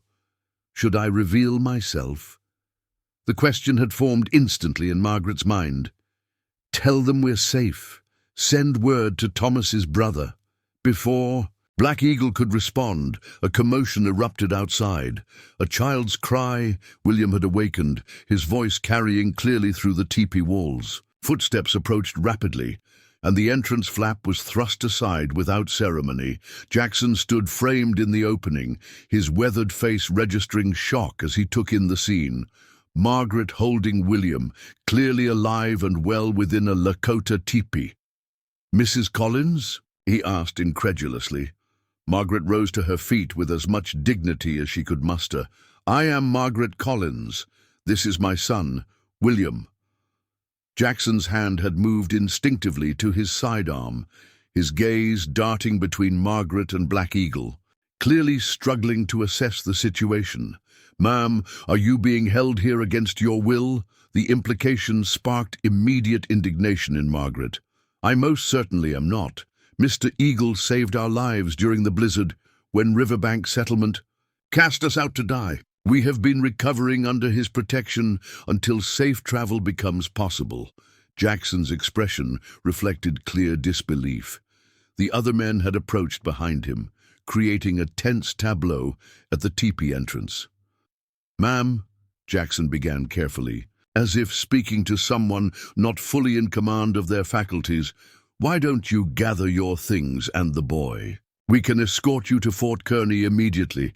The commander will want to know you're safe." "I appreciate your concern, Mr. Jackson," Margaret replied firmly. "But as I've said, we are not in distress.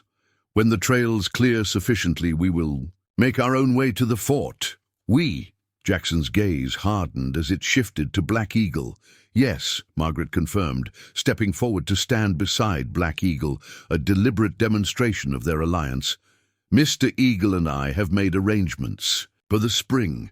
The tension in the small space grew palpable. Miller and the Pawnee scout, Sharp Lance, had moved to positions that effectively flanked the teepee entrance. Jackson's hand remained near his weapon. "Mrs. Collins," he tried again, his tone reflecting strained patience. "I'm not sure you understand the situation. We've been sent specifically to locate you and your child. Your brother-in-law has been pressing the War Department for answers. We can't simply leave you here in a—" He hesitated, searching for words that wouldn't openly offend.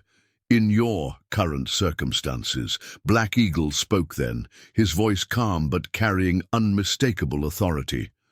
"The lady has made her choice clear. She remains by her own will, as does her child." Jackson's expression darkened. "This isn't a negotiation, Indian. The woman and child are coming with us." "No," Margaret interjected firmly. "We are not today. I appreciate that you've been searching for us, Mr. Jackson. Please convey to Fort Kearny that we are alive and well. When travel conditions improve, we will present ourselves to the commander, and I will write personally to my brother-in-law, explaining everything." Jackson appeared genuinely confounded by her resistance. "Ma'am, be reasonable. Whatever arrangement you've made here, whatever gratitude you feel, can be addressed properly at the fort. But we have orders. Your orders were to find us," Margaret pointed out. "You've done so, but I am not army property to be collected, nor am I incompetent to make my own decisions." She lifted her chin slightly. "Unless you intend to kidnap a free American citizen and her child at gunpoint, I suggest you accept my decision." The bold statement hung in the air between them. Jackson looked genuinely uncertain how to proceed, clearly uncomfortable with forcing a white woman against her stated wishes, yet equally uncomfortable with leaving her in what he perceived as a questionable situation. Black Eagle broke the impasse with practical diplomacy. "The day grows short. Fort Kearny lies far. Perhaps a compromise serves all." He gestured to Margaret. "Write a letter for these men to carry. Confirm your safety, your intentions. This satisfies their duty without requiring immediate travel in difficult conditions." The suggestion offered everyone a way to save face. Jackson considered it briefly, before nodding reluctantly. I suppose that would fulfill the essential part of our orders. With the tension slightly reduced, Margaret retrieved the journal and pencil from their hiding place. Sitting near the fire for light, she composed a brief but clear message to the fort commander, explaining that she and William had been rescued from certain death by Black Eagle, had recovered under his care, and would present themselves at Fort Kearney when travel conditions permitted safer passage. She signed it with her full name and added the date. Jackson accepted the folded paper with visible reservation. "I still think you should come with us, ma'am. Your concern is noted, Mr. Jackson," Margaret replied politely but firmly, "but my decision stands." The confrontation ended with uncomfortable farewells and the scout's departure, though not before Jackson made a final comment to Margaret, pitched low as he prepared to mount his horse. "The fort's 5 days' ride southwest if you change your mind, ma'am. Weather's improving. Don't wait too long." The implied warning that their discovery meant the temporary sanctuary of winter was effectively over registered clearly with both Margaret and Black Eagle. As the sound of hoofbeats faded into the distance, they returned to the tepee in somber silence. The encounter had abruptly collapsed the protective isolation that winter had provided, forcing immediate consideration of realities they had planned to face more gradually. "They will report everything," Black Eagle noted as he secured the entrance against the late afternoon chill. "Others will come." Margaret nodded, settling William on his sleeping furs. "Yes, my presence here will become known to the army, to Thomas's family, eventually to everyone." She met Black Eagle's gaze directly. "Are you prepared for what that might mean?"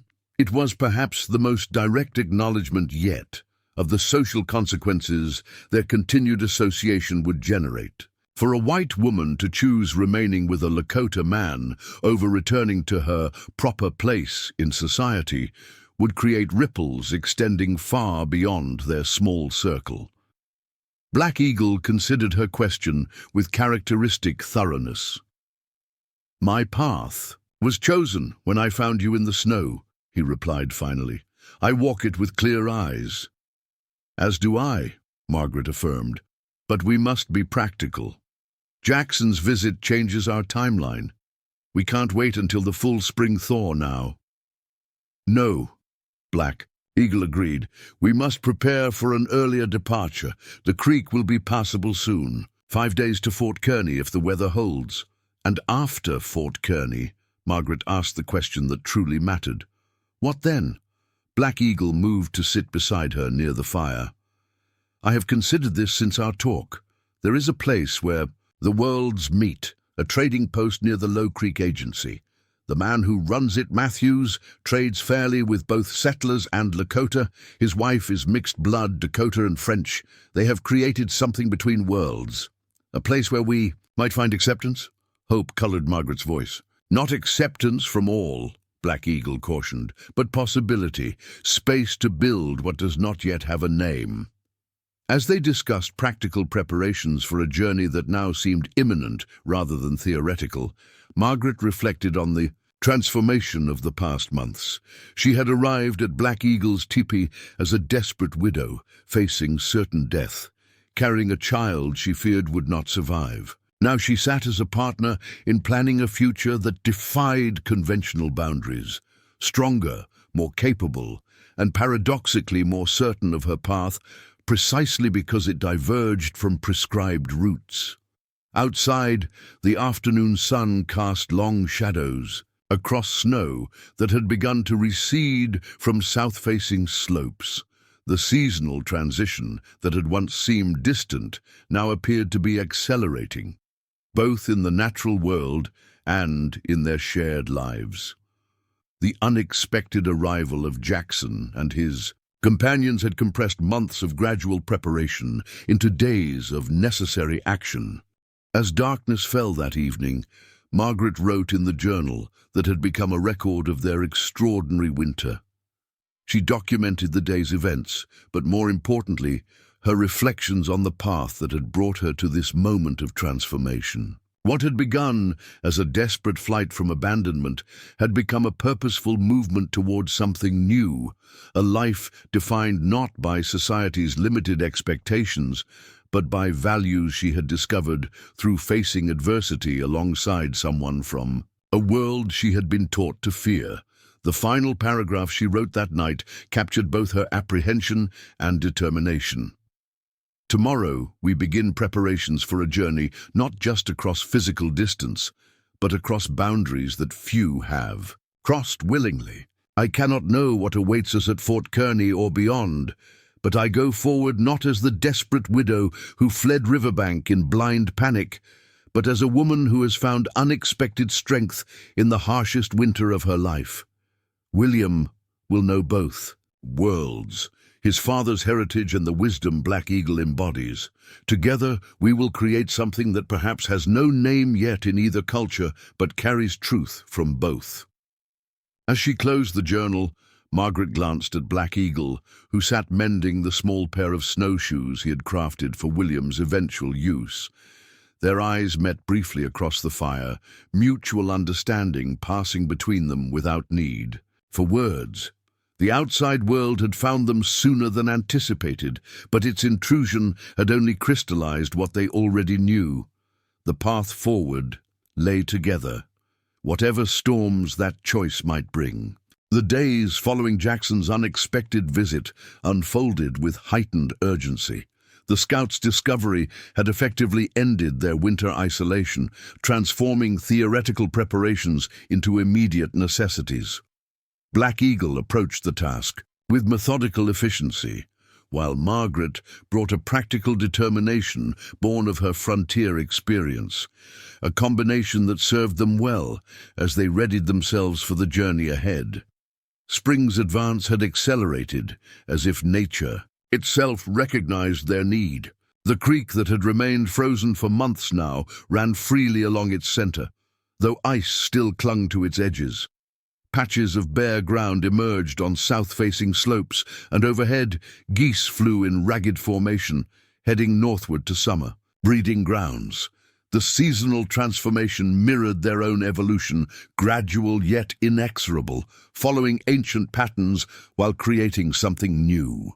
"We should depart in 3 days," Black Eagle announced as they assessed their preparations. "The main trail shows signs of use already.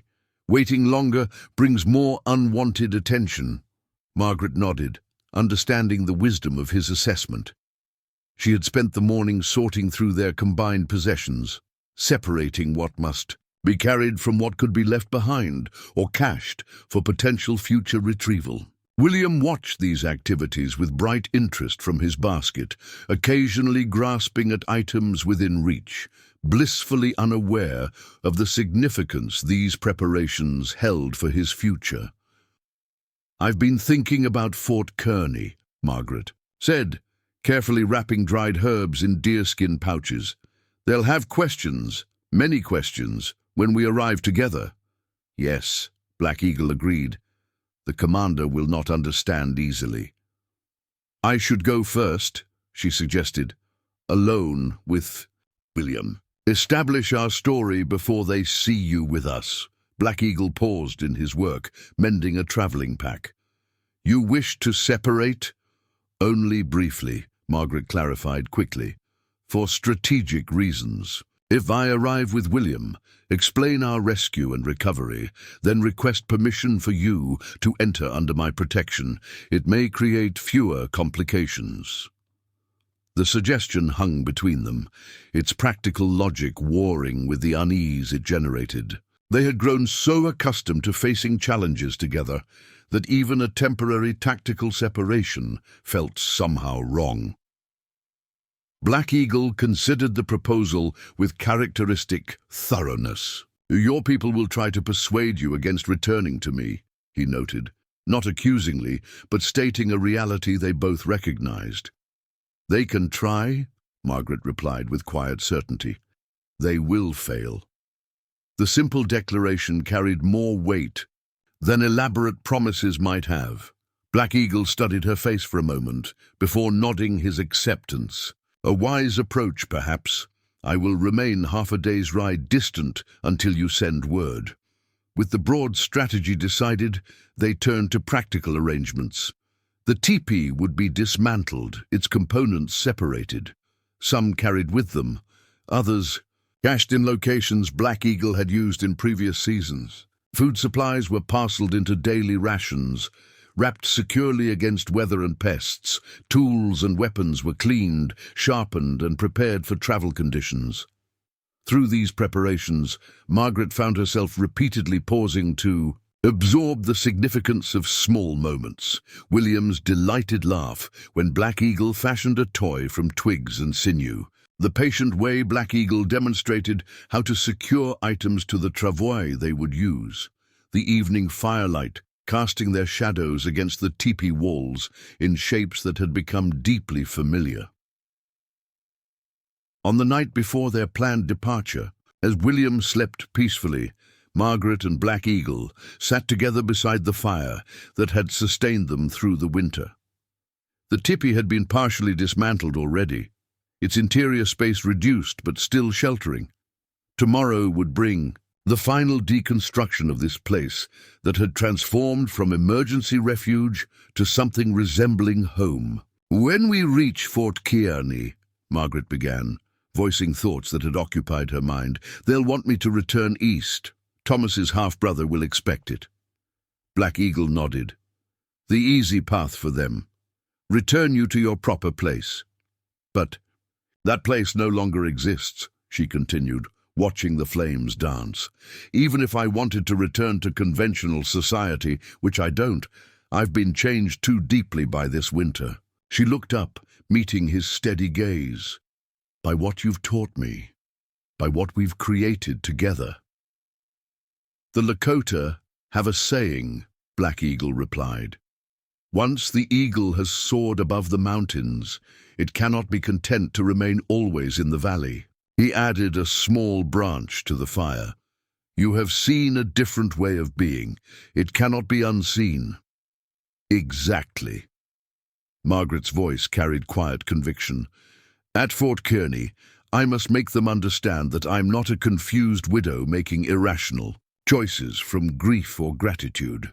I'm a woman who has discovered a path that offers William something better than either of our worlds alone could provide." "They will not understand easily," Black Eagle cautioned. "Your society fears what it cannot control. Mine distrusts what comes from outside tradition." "Then we must show them something new," Margaret replied. "Not by arguments, but by living differently. William will be our best advocate, a child thriving between worlds." Their conversation continued late into the night. Not anxious planning, but thoughtful exploration of possibilities both challenging and hopeful. When they finally settled for sleep, Margaret felt a curious peace. Whatever trials awaited at Fort Kearney and beyond, they would face them with clear purpose and shared vision. Dawn broke clear and cold on their departure day. The final dismantling of the teepee proceeded efficiently, each component carefully prepared for either transport or storage. By mid-morning, few traces remained of their winter sanctuary, just the stone-ringed fire pit and the compressed earth where the shelter had stood. Margaret stood for a moment, surveying the clearing that had witnessed so much transformation. "Hard to believe this small space held such significance," she observed softly. "The land remembers," Black Eagle replied, securing the last bundle to the travois that would carry their essential belongings. "When we return, it will welcome us." The simple assumption of eventual return carried profound meaning. This place represented not just past shelter, but potential future, a seasonal home they might inhabit again when circumstances permitted. Their departure proceeded without ceremony, yet carried emotional weight, neither articulated aloud. William, secured in a carrying frame Black Eagle had crafted, rode comfortably against Margaret's back. The weather favored their journey, cool but not bitter, with high clouds offering occasional relief from the strengthening spring sun. Black Eagle led them along routes invisible to untrained eyes, pathways that followed natural contours, avoided unnecessarily difficult terrain, and maintained consistent progress toward Fort Kearney. Though the distance required multiple days of travel, their advance proved steadier than anticipated, aided by warming temperatures that gradually firmed the once muddy ground. They camped each night in sheltered locations, erecting a small temporary structure sufficient for warmth and protection. These evenings carried a different quality than their tippy nights, more transitory, focused on the journey rather than shared learning. Yet even in these simplified circumstances, the bonds forged during winter's isolation remained evident in their easy coordination and unspoken understanding. On the afternoon of the fourth day, they reached the ridge that provided their first view of Fort Kearney, a distinctive cluster of buildings and palisades situated in the river valley below. Several hundred yards from this vantage point, they made camp earlier than usual, preparing for the strategic approach they had planned. "From here, you go alone," Black Eagle confirmed as they settled William for the night. "I will wait 3 days at our agreed location. If you do not come or send a word by then," he left the contingency unspoken. They both understood the risks inherent in their plan. Though Margaret had no intention of being detained at the fort, neither could absolutely guarantee what might occur once she placed herself under military jurisdiction. "I'll send word by tomorrow's sunset," she assured him, "either permission for your safe entry or arrangements to meet elsewhere." Black Eagle nodded, his usual stoicism unable to completely mask concern. "Be cautious with their questions. Some seek information not to understand but to control." "I know," Margaret acknowledged. "I'll reveal only what serves our purpose." They spent that evening reviewing details and contingencies, ensuring Margaret could clearly explain her location to any messenger the fort might dispatch. More significantly, they reaffirmed their shared vision for what came after Fort Kearney, the journey to the trading post Black Eagle had described, where boundaries between worlds were already more permeable than elsewhere on the frontier. Morning arrived with a crystalline clarity that illuminated the landscape in sharp detail. After a simple breakfast, Margaret prepared herself and William for the final approach to Fort Kearney. She donned her original clothing, now somewhat altered by months of frontier living, and arranged her hair in a style approximating the conventions she had once followed without question. The moment of separation proved more difficult than anticipated. What had seemed a logical tactical decision now felt weighted with unnecessary risk. Black Eagle stood unnaturally still as Margaret secured William in his carrying frame, his expression revealing little of his thoughts, yet somehow conveying their gravity. 3 days, Margaret reminded him, her voice steady despite the emotion tightening her throat. No longer. Black Eagle nodded once. Then, with uncharacteristic demonstrativeness, he placed his hand gently on William's head in a gesture of both blessing and claim. "Walk with strength," he said simply. "Both of you." Margaret covered his hand briefly with her own, before lifting her chin with quiet determination. "We'll send for you soon." The journey down from the ridge toward Fort Kearney took less than 2 hours. As Margaret approached the fort's main entrance, she deliberately straightened her posture and advanced with purposeful dignity. The guards posted at the gate observed her approach with visible surprise.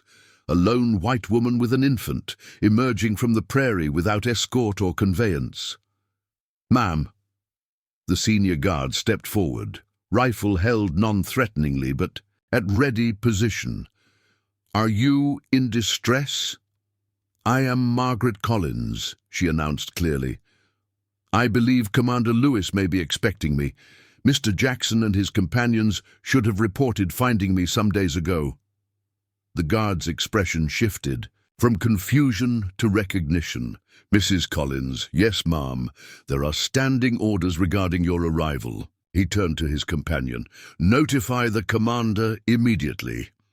Within minutes, Margaret found herself escorted through the fort's bustling interior toward the commander's headquarters.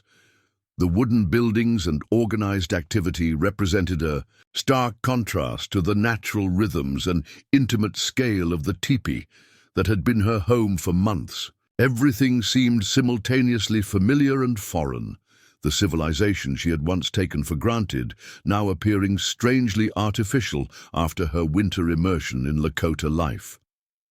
Commander Lewis proved to be a career military man of middle years, his bearing formal but not unfriendly as he received Margaret in his office. The room's furnishings reflected the limitations of frontier postings, functional rather than comfortable, with maps and military notices adorning walls, otherwise bare of decoration.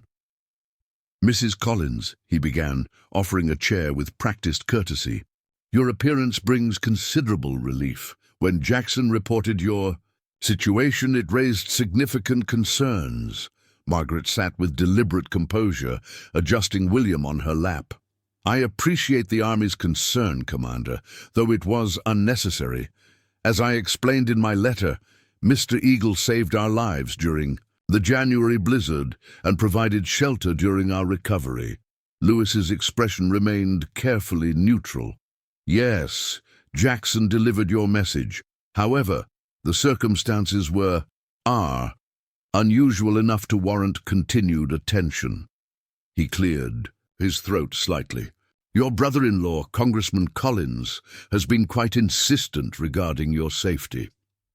"Thomas's half-brother and I have met exactly twice," Margaret responded evenly. "His concern, while appreciated, seems rather belated considering the circumstances of our departure from Riverbank Settlement." A slight frown creased the commander's brow. "Regarding that settlement, Mrs. Collins, Jackson's report mentioned some conflict with the town council." Margaret provided a succinct account of Riverbank's effective abandonment of her and William following Thomas's death. She neither dramatized nor minimized the council's actions, simply presenting the facts in clear terms that highlighted the community's failure to uphold basic human decency toward a widow and infant. Lewis listened with increasing discomfort. "Such behavior reflects poorly on frontier governance," he noted when she finished. "However, it doesn't fully explain your extended stay with a Lakota man, especially after recovery permitted travel." The moment had arrived, the core challenge she had prepared to address. Margaret met the commander's gaze directly. "My decision to remain with Mr. Eagle was neither impulsive nor irrational, Commander. During our months together, I discovered him to be a man of exceptional knowledge, integrity, and wisdom. He not only saved our lives, but taught me skills that transformed mere survival into genuine living." She paused briefly. "More importantly, I recognized an opportunity for William to grow understanding both worlds, his father's heritage and the profound wisdom Lakota tradition offers." Lewis seemed genuinely perplexed by her explanation. "Mrs. Collins, while gratitude toward your rescuer is understandable, surely you recognize that continuing such an unconventional arrangement cannot be considered appropriate for a woman of your background." "Appropriate according to whom?" Margaret asked quietly. "The same society that considered it appropriate for Riverbank to abandon a widow and infant to certain death. Or perhaps appropriate according to Army regulations that simultaneously seek peace with the Lakota while treating them as inherently inferior." The directness of her challenge clearly startled Lewis. He shifted uncomfortably in his chair. "You speak with unusual conviction, Mrs. Collins." "I speak with the clarity that comes from having one's life stripped to essentials," Margaret replied. "When false certainties are removed, Commander, what remains often proves surprisingly simple. I've found purpose in building understanding between worlds that desperately need bridges rather than barriers." Lewis studied her with renewed attention, seemingly reassessing his initial assumptions about a distressed widow influenced by circumstance and isolation. "What exactly do you intend now that you've reached Fort Kearny?" he asked finally. I intend to send word to Mr. Eagle that he may join us here under my protection and vouching, Margaret stated firmly. From here we plan to travel to Matthew's trading post near Low Creek, where we'll establish a school teaching children from both communities. Matthew's place? Lewis's expression registered recognition. Matthew Henderson's trading operation? Yes, Margaret confirmed. Do you know it? Lewis nodded slowly. Henderson runs a fair business. His wife teaches some of the mixed-blood children. Already, though informally, he seemed to be considering implications beyond the immediate conversation. It's an unusual arrangement, but has proven beneficial for maintaining relations with certain Lakota bands. The commander's familiarity with Matthew's trading post and his non-dismissive assessment offered an unexpected opening. Margaret pressed her advantage. Then you understand there's precedent for what we propose. Not reckless idealism, but practical bridge building that serves both communities. Lewis rose from his desk and walked to the window, looking out over the fort grounds in silent contemplation.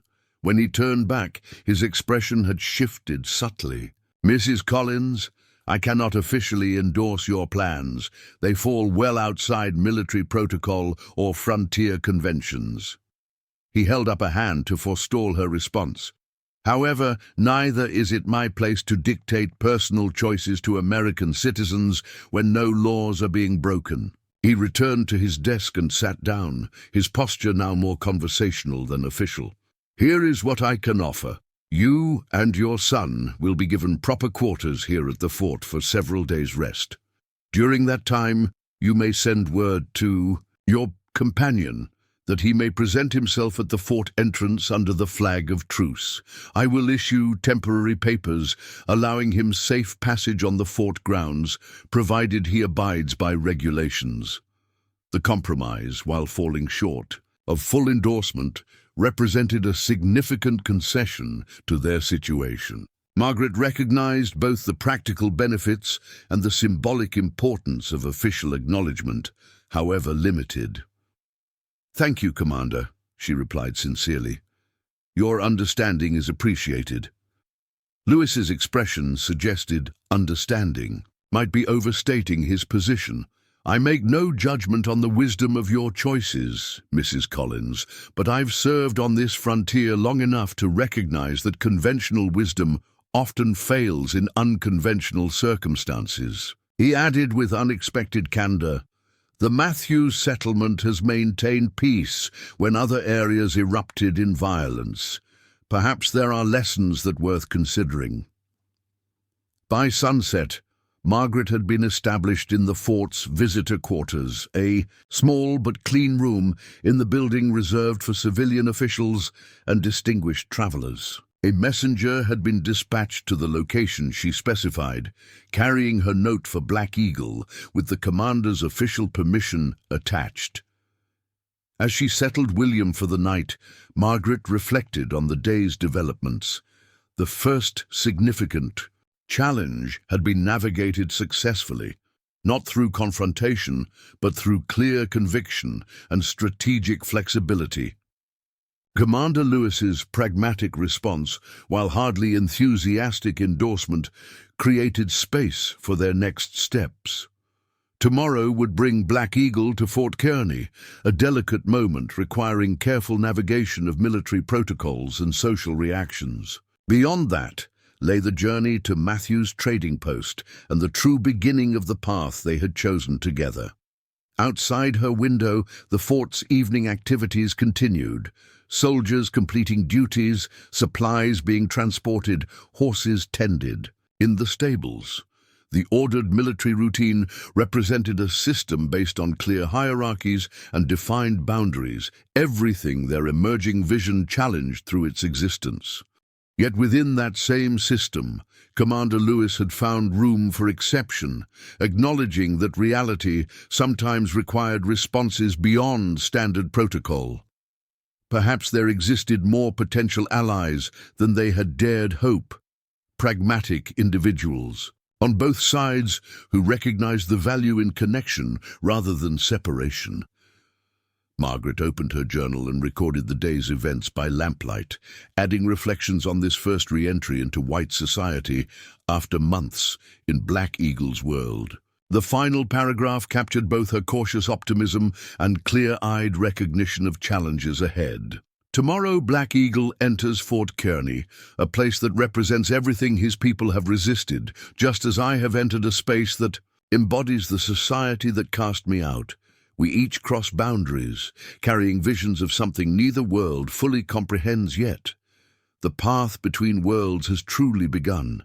Not easy, not safe, but illuminated by purpose that makes its risks worthwhile. William sleeps peacefully, unaware that his future may help create what neither of our pasts could imagine, a life that honors the best of both heritages while transcending their limitations. This is the journey worth every hardship, not mere survival but transformation. She closed the journal and extinguished the lamp.